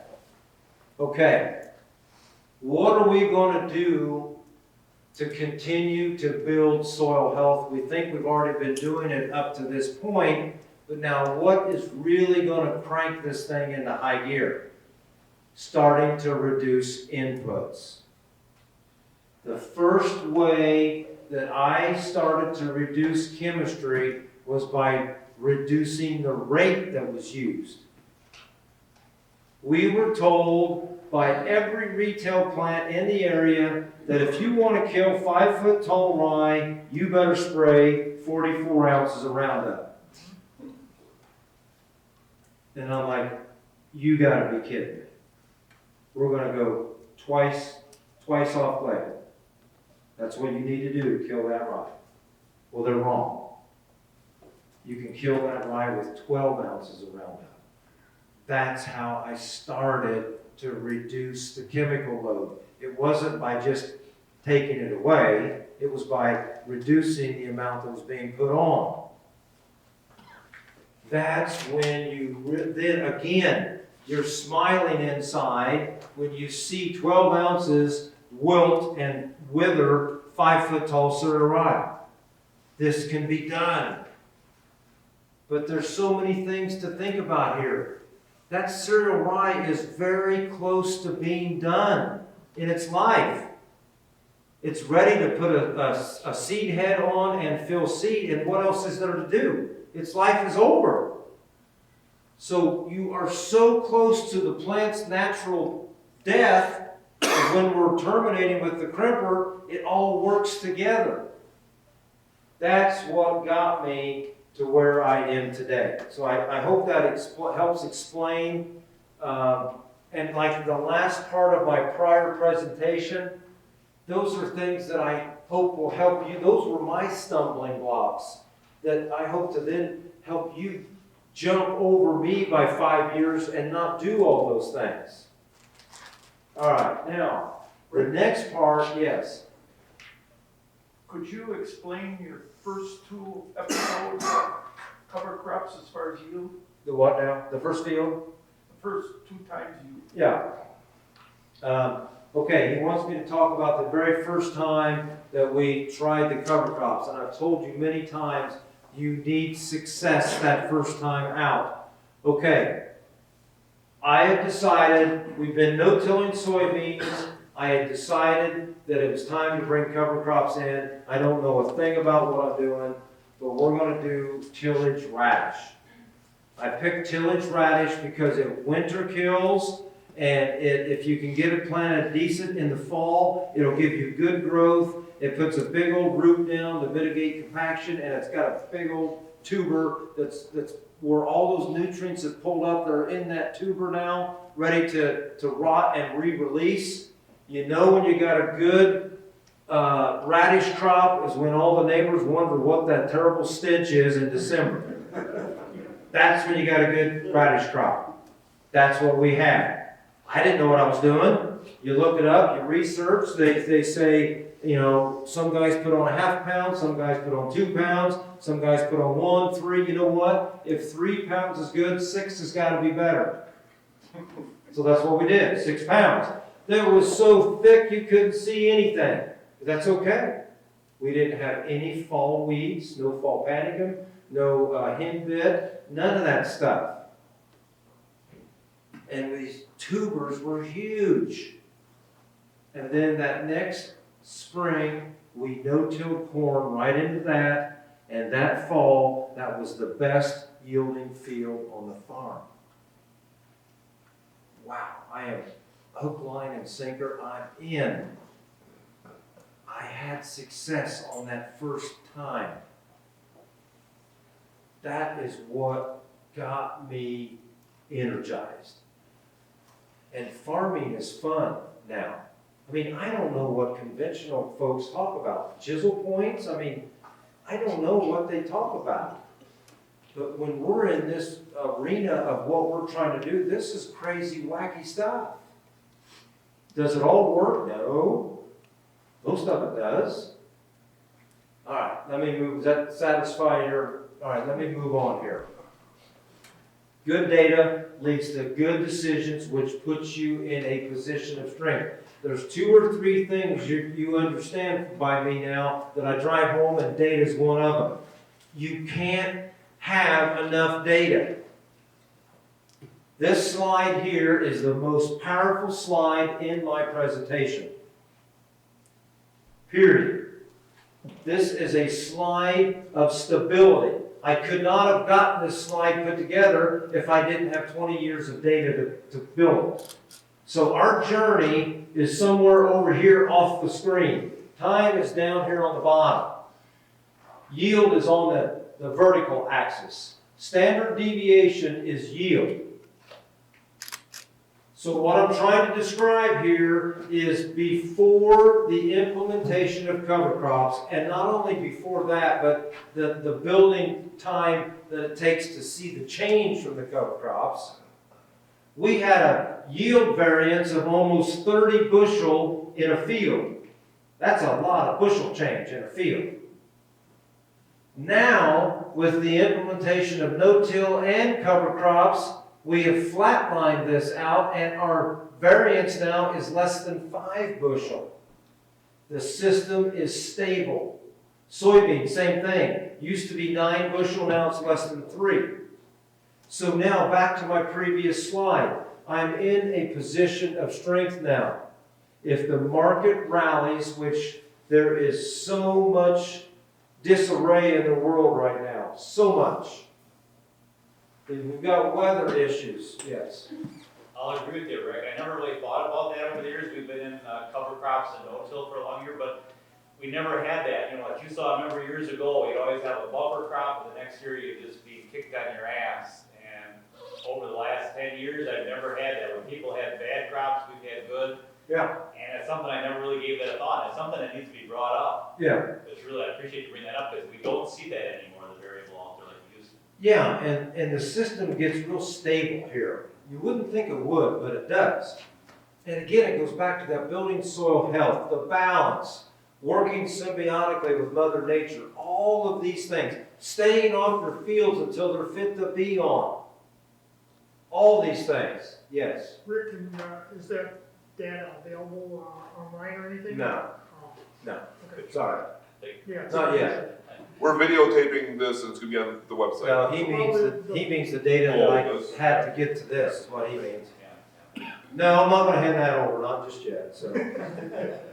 But anyway, let's get back where I was. Okay, the world is in terrible disarray. South America, Argentina's burning up. Brazil's got huge weather problems. They're still predicting a big crop, but that could change at any moment in time. If we were to get, and we've had a tremendous rally now, all the way up to this point. If this rally should continue, I'm going to be comfortable to sell yield into this market. I mean, right there, that line right there is the 200 bushel line, and that line right there is the 70 bushel line. I'm okay with raising 70 bushel beans and 200 bushel corn. I'm okay with that. Could we do better? Probably, but I'm okay with that. So I'm going to sell into this market 170, 180 bushel. Now, I don't know what Mother Nature's going to throw at me, but I feel fairly confident with the history here that we can do that. That puts you in a position of strength. Okay, I only put this up here. You know I don't like yield, but I'm just trying to show that in our system, we're pretty stable growers at 200 bushel corn. Now, we are right now on a 4 bushel increase year over year yield. The national average over there is 5. Who cares? I don't care. Soybeans, same thing. We're at a year over year, 1.3 bushel, nationals 1.5. Again, I don't care. I'm only showing you here because that's one of the questions I always get asked is, Rick, what is the yield drag? And I get a little frustrated sometimes and I snap back and I say, there isn't any. How much yield drag do you have in your conventional tillage system? All right, Rick, but look at the difference. They're starting from a much lower place than you are. Yeah, right. You know, they're And a bushel back. theirs is rolling over. Ours looks like it's maybe trying to increase. I don't care about the yield. That's not what this is for. All this is for is to answer that question of what are your yields? How, you tell us all this works. What's that mean? That's what I'm trying to show right here. Yeah. The drought of 12. Yep. You were no-tilling, but no cover crops. That's right. At that point. And the same thing, I survived very well. Yeah. Meaning, Well, we didn't have the whole farm yet. We were into it, but not enough. but even the cover crops are adding more flattening. Yeah, that's right. Yeah. The cover crop, again, I did not come up here to tell you how to farm. Shame on me if I do that. I'm suggesting that I think no-till and cover crop have to go together in this environment. Now, with that being said, that's difficult. I know that. I hope I've given you some examples on at least how to get some of your farm into that method. Input reductions. Okay. We have decreased fuel by almost 50%. Now, part of that reduction is horsepower. Now, there's many ways to calculate horsepower. I just said we had this many tractors, and I added up what their horsepower was, and that's what we used to have. This is what we have now. That's the main reason why fuel is down, but the other reasons why fuel is down, we have all those fewer trips across the field. Synthetic N, 0. MAP, 0. Potash, 0. Lime, 0. Chemistry, 0. Now, folks, these are all averages of what we would have done in any given year. Some years were heavy corn, the MAP would be higher. Some years were heavy beans, the potash would be higher. The chemistry is an average, so don't pick this apart. But these are the averages, and this is where we are today. Do I expect everyone to get to here? No. But you know what? Instead of putting on 400 pounds, how about we put on 200? Sit down with your agronomist. Have him present or her present you their plan of what they think you should do. And then I want you to say, what do you think about we take your prescription here and we cut it in half? Maybe that's too aggressive. Cut it by 25%. And then let's start to reduce inputs, and then you're going to see, I think, that your yield will not suffer because of that. Okay, I took those same numbers and put them into dollars. So that fuel savings is $35,000. That N saving is $220. So on and so on. You look at the chemistry. That is a mind blower. How much money is spent on chemistry? Rick, Yes. over how many acres? Well, that's going to be over an average of about, because see, at the time I did this, we were upwards of 1,000 acres of alfalfa, which doesn't require any chemical. Let's say an average of 6,000 acres on an average, because we had some wheat in there, we had some alfalfa, we had some regen. So let's say on 6. Now I'm being very generous here. This number is probably closer to $1 million. I don't have labor up there. I don't have what that eliminating all that horsepower of machinery is worth in depreciation on here. There's all kinds of things I don't have. I just grabbed the quickies.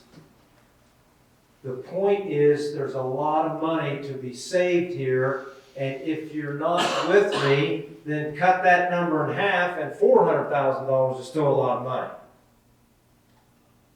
That's where I'm at, and that's why I do what I do. I have a definition of soil health. It's very simple. As inputs go down and yield still goes up, how could you not be building soil health? And that's what we're doing. I've showed you that by eliminating or greatly reducing inputs, our yields are still climbing. Low-cost input producer. This slide was created on a conversation I had at home one day. I don't talk to a lot of people, they don't wanna talk to me for some reason. But this one particular farmer did, and he was moaning and groaning and wondering how he was gonna pay his bills and, you know, just going on and on and on. You know, why don't you change the way you farm? Oh, no, can't do that. Can't do that. Well, you know, I think Einstein's definition of insanity is doing the same thing over and over again and expecting a different result. That's insanity. So I created this because he was a GMO, $400 a bag, got to till twice in the fall, 3 times in the spring. We got to spray 4 times. We got to throw the absolute kitchen sink at it. And he's standing there complaining to me that he can't pay his bills. So I just quickly came, and don't throw me out of the room here. This is just some quick things that could think about and get you down to where you can farm for $190 an acre for farmers. I know there's other inputs not here. I know that. But look at that guy was having the conversation, he's paying $400 a bag. So just easy math, if he was dropping 40,000 kernels, that's $200 an acre. His seed cost is more than everything I got listed here. So just think there's always ways to cheapen it up. Hey, we used to still spray glyphosate and plant all non-GMO beans and all GMO corn, and we terminated the cover crop right before that GMO corn came out of the ground and sprayed glyphosate. You can do it. Roads. This is what I call what we do. Regenerative organic stewardship education. Regenerative organic is a systematic approach to building soil health and being a good steward to the land with no tillage and no inputs, period. Now, I know that is a bold, exact statement, but that's where I am at. I have my opinion of the way I want to farm. You have your opinion. Please fall somewhere on this line of doing nothing to doing, well, nothing over there meaning no till or no cover crop, and nothing over here meaning no inputs. Okay, for me to get a field to look like this on September the 18th, it would have been planted by September the 1st. Come to Racine County, Wisconsin, that's August the 1st. For that right there. That is the gunslinger. That makes me happy. We need to get the fixation clover to the 3rd trifoliate to expect to survive winter. But we also need help. I know everybody hates snow, but be thankful you've got the snow cover for any wheat or any cover crop you've got planted, because the temp you think it's cold now, it's going to get real cold here in a few days. So this is where I want to be. Now this is the one system that we're doing for corn. The other system is alfalfa. And this is probably my preferred choice is alfalfa. This is alfalfa right here. No-till planting corn into standing alfalfa. That alfalfa is 30 inches tall. This is the second pass of the 3-pass system. This is much more difficult than it looks. You need a good vigor corn to handle this. Look at this beautifulness. No tillage, no tilling into alfalfa. This guy from Indiana is insane. We're going to plant a warm season grass into an established perennial? It's not for the faint of heart. There are sleepless nights. You are worried, is how in the world is the corn ever going to climb out of that? So Rick, how long have you been planting? 3 years. alfalfa? 3 years into the alfalfa. This is year 3 of the alfalfa? Yeah. Let me tell, my stories always run me out of time, but let me tell another story. When I first started to do this, I didn't know what I was doing. I had nobody to talk to. I have nobody to talk to on what I do. I don't mean this to be arrogant. I don't read books and I don't listen to people like me talk. I know that sounds bad. I don't know if anybody else is doing what I'm doing, and I gotta focus on what I'm trying to accomplish here. When I started this journey 3 years ago, we no-till, again, small amounts, like down and back in the field, okay? 1 round. We no-till corn into this, excuse me. And then left it alone, just left it stand. We no-till corn into this and roll it flat with the roller. We no-till corn into this alfalfa and flail chopped it, and then we disked. Okay. Your first thought would be that the disc was the best method. Incorrect. All the disc did was cut the crowns and make the stand even worse. And the ground got so gosh darn hard, you could not put that penetrometer or whatever it's called, you could not put it in the ground. It got so hard. Long story short, all of the yields were almost identical. There was not enough of a change to make a determination on which system was the best. But the worst yielding one was the corn that was planted and not touched. Nothing was touched with the alfalfa. That was the worst yield. So I decided that I'm not doing tillage. We're going to make this work with no tillage.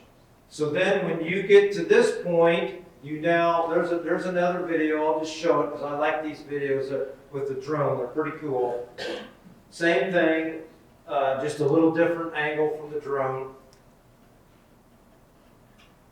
And we're pulling that rig through the field right there about 1,400 RPM. It's unbelievable. All right, now you get to see, you can really see what's going on. Okay, so now what we're doing next is we're coming with my baby, the 60-foot roller. And look over here, look at how this is already wilting. That's just the next pass. Look how that alfalfa is already wilting with the heat and the sun of the day. Now, I know this is not going to terminate the alfalfa. I know that. I don't even know if you can really thoroughly kill alfalfa. It's hard. But what we're trying to do is lay the alfalfa flat at V1 and get the corn to then take off and come through this alfalfa. That's the goal. This is the easy part. The hard part is sleeping at night wondering if that corn's going to make it. Okay. Now, there's always something to humble you. Always. You think you got this figured out, and then boom, you get your knees knocked out. We had 4 broods of black cutworm. I'm not going to spray. There are OMRI approved products, and OMRI is an acronym.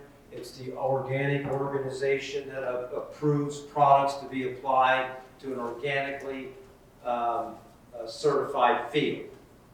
I'm not using any of them because whatever that product is that's going to target that cutworm is going to kill 1,000 other beneficials, and I'm not doing it. I'm not taking 1 step forward and 6 steps back. I'm not doing that. Okay, so you just got to let this go. And then we let it go twice.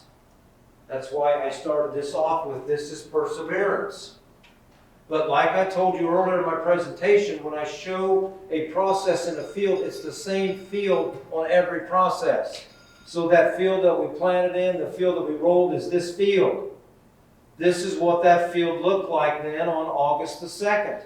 After 2 waves of black cutworm, in actuality, when the corn finally emerged back out of the ground, it was June 24th. So this is like planting corn on June 18th. You're automatically going to have half yield. So you now have to start to live in the world of what you think is realistic. So I already was going in on this field with a realistic goal of half of my expected goal, which is 140. We did fine. I'm not going to tell you what the yield was, but it was better than 80. I'm going to say that. Yeah. I understand this, maybe I misunderstood. This is the 3rd year you tried planting into alfalfa. Yeah. How did it do before they, when you didn't have a cutworm problem? The best year was the first year I did it, and the corn was 185. Oh, okay. Now, we've got to remember I'm in the organic world, so I'm selling these commodities at a much higher price. You may look, think 140, well, that's nothing. Well, Hey, Dad. we're selling corn for $8, $9 a bushel. So again, I do not drive my system by yield. Most people would say this was a failure. To me, this was a success.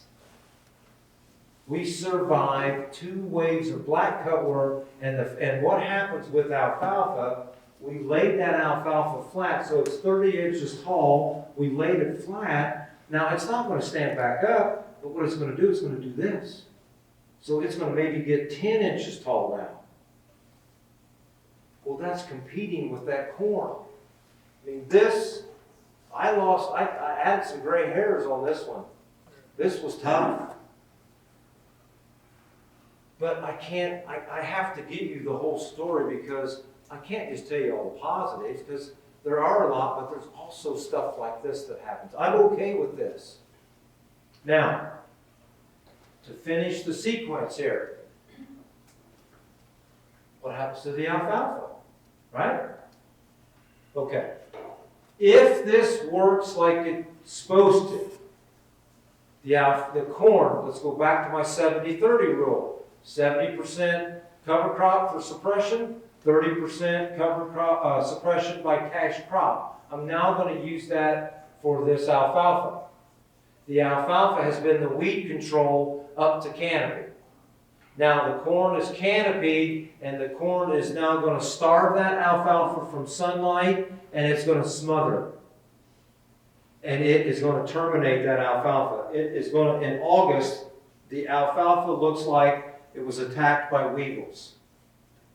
It's yellow, it's dropping leaves, it's absolutely folded in. And by harvest, it's gone. Now, there's always exceptions. There's a little pocket right there. It looks like maybe some water stood, or for whatever reason the corn's not as tall. I'm telling you, if we went there today, there'd be alfalfa right there. Because we didn't get the canopy to smother. So now, I think I come in, and I've done this every year and it's worked. Now you follow this with soybeans, you put out 150 pounds of cereal rye, and you've smothered out any remaining alfalfa that may have survived this process. So it's unbelievable, but we've planted a warm season grass into an established perennial, and that warm season grass smothered that perennial and killed it. And while it was doing that, it was feeding the fuel that corn crop needed. I've only got about 15 or 17 more times to do this in my life. We have to be realistic. I'm 57. I've got 15 to 17 more times. My goal is to make this a viable system. It's not there yet. There's too many things that can go wrong. So I'm going to keep working on this, try to keep perfecting this and making this better. It's not for everybody. This is not for everybody. Okay, here's the way I want to plant beans, and I want to do it on this date. For me, boot stage is about April 28th. For you, it's probably May 1st, May 5th, somewhere in that time frame. Okay, we're going to plant beans at boot stage. We're going to come back at anthesis and roll it down. I've already showed you that. Look at that. That just goes right through that cereal rye. No sweat. When I went to Purdue, I was taught that corn is king. You've got to do whatever you can to get corn planted. I don't care what it takes to get your corn planted in April and go, go, go. And don't worry about soybeans or a secondary crop. Don't worry about it. That's bull. I don't want to plant beans I don't want to plant corn before Mother's Day anymore, because Mother's Day and beyond, I showed you, is when that legume package really starts to crank. And that's the fuel that I need because I'm not putting anything on. Well, Dr. Aaron Silva at the University of Wisconsin taught me how to do this, so it works perfect. We're going to plant all of our beans in April and early May. We're going to have them done, and then we're going to roll into corn after Mother's Day, and then we're going to come back around June and roll this down. It works perfect in our system.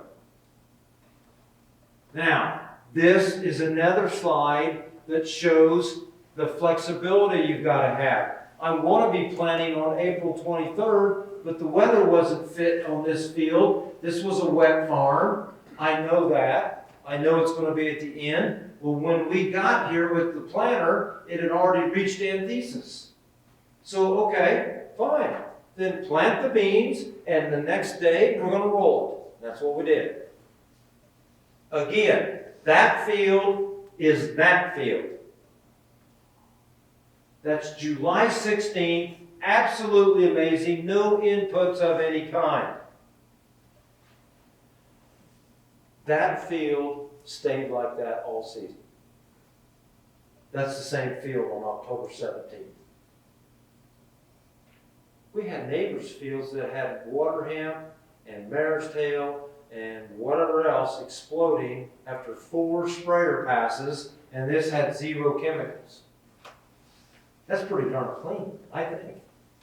I'm not going to tell you yield, but that number had a 7 in front of it. Those were organic beans. This right here is the epitome of my definition of farming green. How could you do anything more that's regenerative than that?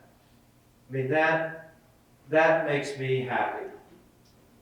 Now, the only thing wrong with what's going on is it's hard to stay awake. Because there's nobody out there in the field with you. There's nobody talking to you on the radio. You are trying to stay awake because you're in the field all by yourself. The seed tender's parked at the end of the field with another load of seed on it. Don't need any help. We've got myself, my nephew, 2 full-time employees, and a part-time. So we've got 4.5 people on 7,000 acres. Yeah. You know, they gotta watch out with wildlife.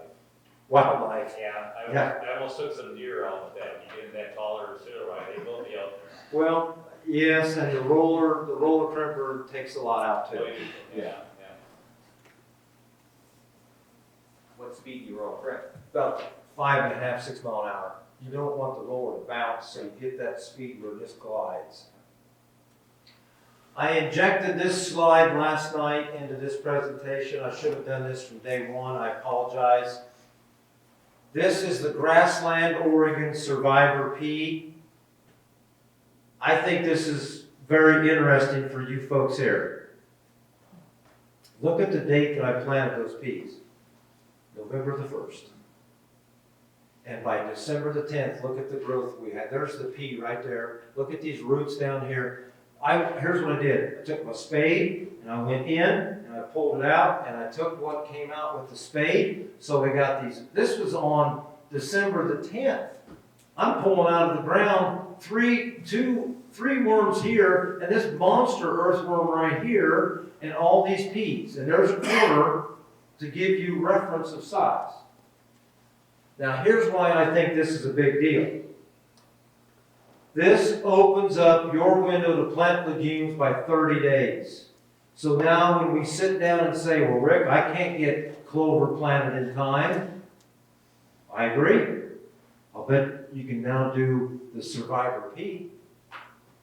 I planted this thing 3 inches deep, so the ground line is about right there. And whatever that November 1st of, what is that, 40 days, look at that growth in December. Now I know we had a pretty nice December, but still, this I think has a lot of merit. And I think and I've got 2 tests going on. I put this pea at 55 pounds to the acre in wheat. I planted it on an angle across a wheat field. It's going to be wheat next spring, winter wheat. And we also planted 55 pounds to the acre of a field that's going to be corn next spring. I did these 2 crops on purpose.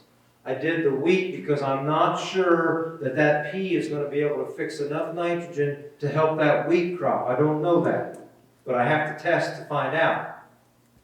But I'm going to harvest, those 2 are going to mature at the same time. We're going to harvest both crops at the same time and separate them. So you planted peas after you had the wheat in the ground? Yeah, the wheat, well, yeah, I planted this pea on November 1st. The wheat was planted October 20th. So the wheat was about this tall, and we didn't even leave them, you didn't tell we were in the field. Used the corn planter, buried it 3 inches deep, and I got a call from Grassland, Oregon that said, what in the world are you doing? You are planting our pea 3 inches deep. It'll never make it out of the ground. I said, yes, it will. No, it won't. We've done this. You cannot plant our pea 3 inches deep, and you've got it on the internet, you've got it on Facebook, and blah, blah, blah. And I said, just hang on. Here we are. Okay. Now, I don't know if it's going to help the wheat or not. So I left check strips out there. So we're going to be able to do yield checks. We'll know. The corn, on the other hand, is going to definitely work because this pea is going to mature somewhere around the 1st of July, and for every bushel of yield, it produces, or it fixes 2 pounds of N. So if we could get 40 bushel peas, that's 80 units of N that we didn't have otherwise, and now you can start to take 80 units of synthetic N out of your prescription. You're building soil health, and we've got another choice late in the growing season that again takes an excuse away that it's too late. We've got to give this a try. Cocktails for first timers: oat, sorghum, Sudan, radish. I like this because all 3 winter kill. Then all you're doing is no-tilling in the spring, and away we go. Cereal rye and soybeans, I've already told you this, they go together perfectly, but when you can, add diversity when you're ready. Do not give up. Keep coming to these meetings. Keep talking to your neighbors. Hey, Bob, you did that, but I did this, then let's talk about what happened. You know, it won't do a lot of good if everybody in the room does the exact same thing. So get people to do different things. Start no-tilling beans first, and then corn will come with confidence. Corn doesn't like compaction. So in my opinion, I want you to get more of that cover crop soil health process going before we jump into no-till corn, because it could be a disaster. I don't think in my lifetime I've ever had a 0 in soybeans, but you can have a 0 in corn. It has 3 or 4 bad days, and you're hurting yield in a hurry. Okay, again, don't throw me out of the room here. I'm just trying to get you to think about what some rotations might be, and what I really want to focus in on is look where I have corn in this rotation, behind alfalfa. So the alfalfa is already established. Let's say you've had it, you're feeding cattle, it's on year 4, and it's getting ready to run out. That's the time to convert it to this program. Grazing. Pull your cattle off by August 1st, August 10th. and put your cocktail out for the corn crop that's coming the next year. Again, I've taken the excuse out that you can't do this. Regen. I know that's a tough pill to swallow. Try it on a few acres. Then you look at the whopper corn crop, you're going to raise that next year. Again, behind grazing. Just things to think about to try to get you to look at some different rotations. You can't do that. Oh, yes, I can. I sacrifice yield to maintain soil health. I do it every single day. Eliminate crop insurance. Don't have it anymore. Be the third year now with no insurance. The way I farm, I'm out of the rules anyway. I'm breaking every rule there is that RMA's got. So just make it easy and eliminate it. I've showed you how stable our system is. It's not required. Plant green in the living cover crops. We do it. Plant beans into tall rye. We do that. You can plant corn into cereal rye. I've talked about how we do that. Move the fertility forward. It's okay to have 12 plants. In 2020, I used every letter of the alphabet. Every single one. And it goes back to what I said earlier about you've got to take failure out of your vocabulary, because when you get to plan Z, you're getting kind of wore out. And you got to think to yourself, this isn't because you are a failure or you are incompetent. You can't think that way because you've already got things dragging you down. Now, I remember one day I made 3 different plan changes in one day for the whole farm. So it just depends on what Mother Nature is, what curveball is she throwing. Slow down and look for validations. I try to keep things simple. I told you we haven't applied ag line in 6 or 7 years. Our pH is 6.8 and rising. We've taken the salt and the acid and the chemistry out of the equation. We're back to balance, and that's a validation that what we're doing is correct. Park your planter no matter the date. I've already alluded to this. I don't care if your neighbors are running or not. If your fields are not fit, don't be on them.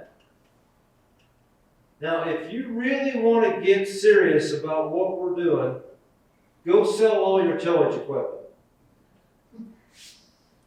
Then you don't have any opportunity to go out there and rut a field up just because your neighbor Bob's running, and then you know you got that ripper to fix the problem. Sell it. And by the way, when you sell all that equipment, it helps finance this 3-year transition it takes to get this soil health rolling. Do not plant corn in April again. I've already described why. I like the Dr. Aaron Silva way of doing beans at boot stage in April, and I'm going to do corn my way after Mother's Day because I want to take full advantage of the legume. Plant around moth flights. I'm not going to talk about that. We're running out of time. I'll just move on. Totally eliminate all inputs. That includes manure. I need to put a little caveat on that, but I'll just go ahead and say it. The only manure that we're currently using on the farm is solid, dry solid manure that's being spread onto the alfalfa fields because I cannot replace those nutrients with that kind of removal. That's the only place on the farm currently where there's any manure. No manure on corn of any kind. No CFAP government subsidy payments, period. I took none.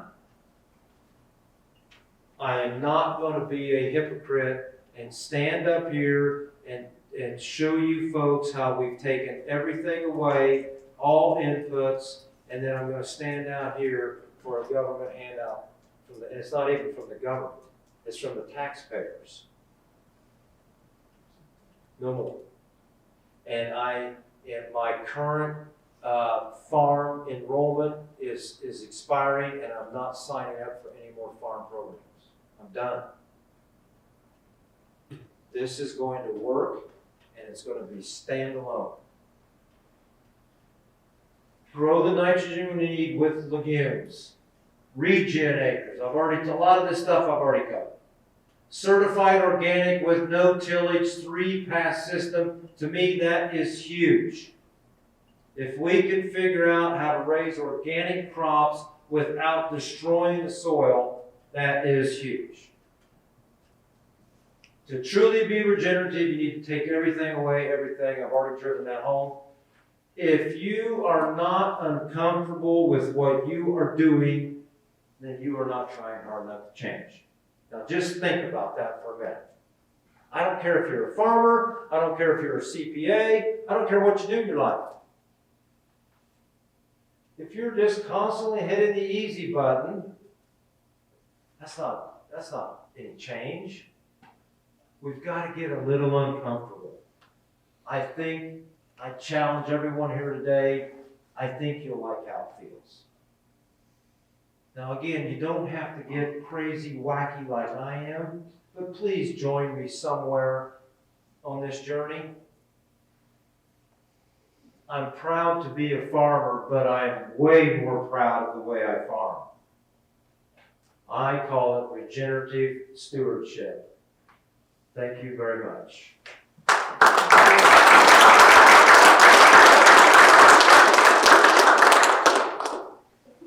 Now I've got time for Q&A here, so we got, yes sir. On your 6-year program, are you pretty equal with all the crops you are, or is that could change in a heartbeat?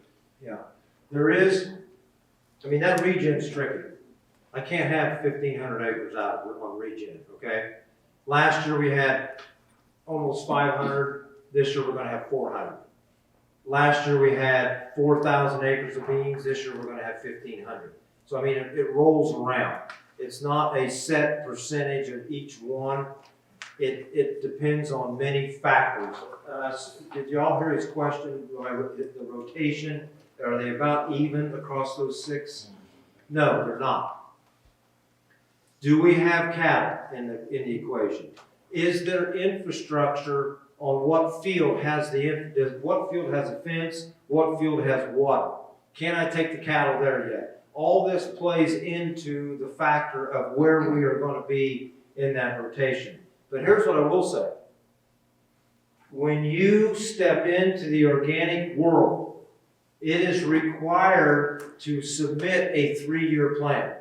So I have to submit a 3-year plan of what the rotation is going to be on every acre. Then they have to approve it. And then when they approve it, you then abide by that rotation. But now you can't change it, but then if you make a change, they've got to approve that change. So can you imagine actually knowing what we're going to do 3 years from now? So that I really like because it gets you into that mindset of what's our rotation going to look like. I've got a spreadsheet on my computer that I'm into double columns going across, and I think I'm out to 2028 on what possible rotations will look like. Not only the cash crop, but the cover crop that we're going to have in front of that cash crop. That's the kind of thought process I put into this stuff. Anything else? I was either really good or really bad. You go back 3 slides, so you had a summary statement. Yeah. Or a summary. Sure. This one? That Okay. seems like that takes a lot of courage. Which one? Number 2? All Oh yeah. Oh yeah. It's either sheer stupidity or a lot of courage. But when you see what you can do that one time, that one field did it, whatever that it is. I wanted to roll cereal rye at anthesis and have total weed control. No, I can't say control. Total weed suppression, and I didn't put a chemical on that the whole season. when you see that happen on that one field, then why can't this work all the way across? That's what you gotta think about. But again, I didn't eliminate input. I didn't today. Today we're using inputs and tomorrow we're not. That's not how that worked. It took years to get here. You know, a lot of people question the input thing, and that's fine. It's fine. I presented with a gentleman from Illinois last year. He's 73 years old. He has the first organic certification in the state of Illinois. I thought I was pretty proud when I had my 7 years up there of no inputs. I was, 7 years. And he, at Q&A, he looked over at me and he said, Rick, he said, your 7 years is pretty good, but I haven't applied any P or K in 50. Whoa. And everything's fine. Everything's just fine. So it takes courage. It takes, I don't know what it takes. I don't know. But you can't just flip the switch. We've got to get into it. This. Could you walk people through the roller crimping process to avoid the pollen? You want to roll in the morning, maybe? Oh, the pollen? Yep. I mean, because it can be a nightmare and maybe not. Yeah. Okay, here's what he's talking about. When you are roll crimping the Cereuri anthesis, it's dropping pollen. That pollen is sucked into your radiator on that tractor pulling that rig, and it overheats. That's what he's referring to. Now, there are things you could do to counteract that in the morning when there's some dew. That pollen's a little heavier and it just kind of drops instead of floats along and then gets sucked in. That helps. That's going to work if you're not doing a lot, but we've got to get across hundreds of acres a day, so we are just going. So what we've got at the end of the field is the service truck with an air compressor, and every 3 rounds, you blow it off. That's just part of it. Now, if you were going to do this on a smaller scale, and you had a tractor with a loader on it, put that loader down maybe a foot above the ground, 2 feet, and let that loader start doing the laydown before your radiator gets there, and then you can help with this pollen distribution. But I need to take pictures or video next spring. When we are in a field doing this, the sky is yellow because the pollen is going everywhere. And it's really cool to see. And I need to get some video of that. But yes, that is a valid issue. Now, other ways to combat that would be to go just a few days past the last pollen has dropped, and you can still roll it down. It's what happens before anthesis, it's not going to roll very good. But anytime after, it's going down. I showed you that one video was brown. It's going down. So wait till all the pollen's gone and then go out and you won't have any issues. But yes, that is there. Any idea how long that pollen shed lasts? Oh, 8 days. 8 days. So it's not the end of the world. You know, go do something else, whatever. Yes. Rick, could you spend a little time on that Haney test? Yeah. The Haney test, here's what we do with the Haney soil health test. It's a very expensive test, so you don't treat this like you would a soil sample test, which is like $2 an acre or whatever, or 3 or whatever it is. It's not that. This is like $125, $150. Okay, so what I did, I sat down and I looked at the farm and I compartmentalized regions of the farm. So we split the farm up. So like down here in this southeast corner of the farm, there's 800 acres that has the same kind of slope and the same kind of soil type and the same kind of fertility. So I'm going to take one field out of that 800 acres, and that's going to be the representation of that group. Okay?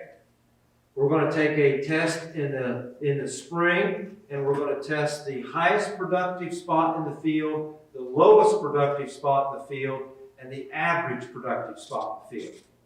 We're going to do this in the spring, and we're going to do it in the fall. And I'm going to add one more time, I'm going to add a summer one. Because what we're trying to capture is the peak performance of the microbes. So in the spring, it's cold. And you're not supposed to do this until the ground is at least 55 degrees. But that's still cool. So then when you're looking at that, compared to coming into the fall when you're coming off of 70-degree temp soil, you could get two totally different answers. So that's why I'm doing spring, fall, and I'm going to add the summer. So we are geospatially marking where we pull these soil samples from, so we go back to the same spot every time. Now, the test comes, and it's a plethora of information. We do PLFA, we do Solvita, we do CO2 burst, we do all these things. And then it's looking at organic carbon, organic nitrogen, the relationship of sulfur into the profile, the relationship of calcium. All of these things are in this test, and many more. Predator to prey, bacterial to fungal, gram positive to gram negative, poly versus mono. All of these things are done in this test. And then he also gives you a health score. And then on the last page of the test, he's telling you what your nutrients are worth. So if you were to take out or eliminate some, you can do the math. He's already doing it for you on what that value is. So it's a very powerful soil test. Soil health test. Now, this is the only thing I'm going to say. And I don't sell anything. I've already told you that. Be careful on which labs you send this to, because not every lab treats the information the same. There's two labs that I would send it to. Ward Laboratories in Nebraska, and Lance Gunderson, who used to work with Ray Ward, has his own lab, and it's called Regen something. I don't know what the full name is, but do Google Lance Gunderson, Regen, and it'll probably populate. Rick? We as a group took some soil tests, we as a group took some soil tests this spring and did the Haney test on. We don't expect you guys to spend that kind of money, but we as a group have started it. We got kind of a baseline, and what we'll have available is what we've got, and maybe we can all learn something in the future by what we've done. Who here would be interested in having their soil sample that way? Is that something you guys would be interested in if we as a group decided to? I'll tell you what, can you guys get a sheet of paper together and we'll get guys sign up, then you can evaluate? How about that? Again, it doesn't hold all the answers. It's not a silver bullet, but it is another tool in the toolbox. And we need all the help we can get. Okay, I know lunch is real close, but is there anything else? Because I'm done. I'm done here. You're done with me. Smooth roller as good as a cripper? I'm sorry? Smooth roller versus cripper roller? Good question. How about a smooth barrel roll? Yes, sir. Here's what I'm going to suggest. I'm going to be willing to bet that each and every one of you has got a piece of equipment that will roll cereal right down an anthesis. Remember, it's almost dead. We just need, your foot will do it. If you walk in there, seriously, if you walk in and just walk around, you're knocking them down and they're not coming back. You got a cultipacker, you got a rolling basket, I call it, on the back of a field cultivator. Don't go spend a bunch of money on some piece of equipment until you get further into this and get comfortable, and then go after that I&J roller, because I still say it's the best, but yes, a smooth barrel roller at the right time will do just as good a job. Yes. I was yesterday at, help me with the county I was at yesterday, Wazaki. They have a roller crimper in their county. Told me they bought one. I don't know if every county does, I don't know. But you guys are, I'm sure, friendly with all these other groups. Maybe you give Andy a call at Wazaki and line up his, I think it's a 15 foot. Is it 15? Is it a pull type? No, 3-point. 3-point. Okay. Still, everybody's got a tractor that can hook onto that and try that. But your smooth roller will be fine. You use that to what? Like push rocks in or impact alfalfa fields? Yeah. Yeah, I know what you're talking about. That'll work. That'll work. Rick, when you had that army rover attack on your corn, Yeah. Black cutworm. Yeah. black cutworm, excuse me, did you have to roll it again? Yes. And Thank- alfalfa that was tipping up? I forgot to, yes, thank you for mentioning that. Yes, when we went through those 2 waves of black cutworm, 4 weeks had passed, that alfalfa had done this, and we rolled it again. And it worked decent, but you saw the field, it worked good enough to get the corn up and going. But yes, we had to roll it again. Can you estimate what stand you lost, you think, on corn? On the corn, we dropped 40,000, and I think we harvested 32, 33. Not that bad. So I mean, it wasn't that bad. I mean, we've got to remember that the growth point of corn is still below ground up to about V5. So as long as this disruption is occurring before V5, I mean, yes, we're losing beautiful growing weather, and the corn's got to start over, but it's still there. So it's a tough pill to swallow. It's a world that you have to decide if you're going to live in. And that's just where I want to be. Did we lose yield? Oh, you bet. But I don't know if we would have had much better yield. If we would have totally started, if I would have got the disc out and disked that field down and started over, I'm not sure the yield would have been any better. Do you think there'll be, the natural predators will take care of this problem the longer you live this? Yeah, I do. John Kemp is a very interesting individual from Pennsylvania, I think, or Ohio or Pennsylvania. I don't know if you've heard of him. He's an Amish young man. He's very intuitive. And he's got notions that our sugar levels are off.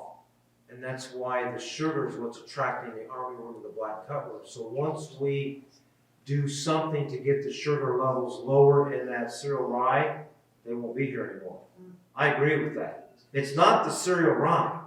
It's whatever is taking place in the cereal rye is what's attracting those You know, I flew over that moth one. I said, I don't have time. It's out, and we start in February. And we put pheromones of black cutworm and pheromones of armyworm in these traps. We are now collecting the moth flights coming up from the south and the southwest. We know by what the flight numbers are, the moth that we're counting every day, we're keeping track of this. We then do the math, because it's all based on GDUs, of when those broods are going to be at their peak feeding. And we have nailed it 3 years in a row. It's June 1st plus or minus a day. So as long as you don't have corn that's over V5 by June 1st, you walk away. If you have that ability, you walk away because the corn's coming back. Now, with that being said, when we are planting after Mother's Day, we don't have that fear anymore of corn more than V5 growth stage on June 1st. But it would affect you folks if you want to plant corn 6 weeks sooner than I do. So these are just other ways that we're trying to work with Mother Nature and not against her. She's given us the information. Let's just figure out how to take it and use it to our benefit. So what is your frost date? Oh, I don't know. No, it's November, probably right around Thanksgiving. Yeah.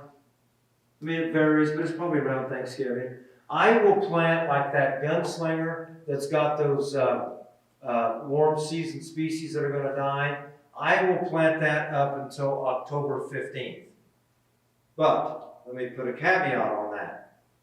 I'm always looking at the weather and what's coming ahead. So in 2020, we planted that all the way up till November the 1st because we had the weather to do it. But in a typical year, I'm October 15th, you're going to be September 15th. I don't want you putting that stuff in past that. It's too late. That's where the complexity comes in. Because I can see the wheels turning. Well, that's great. September 15th, I'm never done in the field by then. I know. So we got to get cereals in. We got to get regen in. We got to try to maybe get some livestock. Hey, if you don't own cattle, you're in the best spot. Go talk to your neighbor dairyman and get some of their cattle and then give them back to them.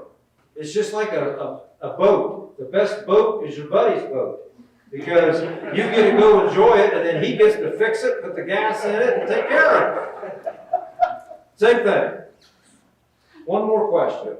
In the 70s, when we converted from non-GMO to Roundup Ready beans, we always said that at fall harvest, them Roundup Ready beans stayed greener longer, they took longer to dry down. Are you seeing that with your neighbors, or your beans drying down quicker? Yeah, he's wanting to know if our beans dry down any quicker than our neighbors because A, we're not traded, and B, we're not spraying any fungicides on them.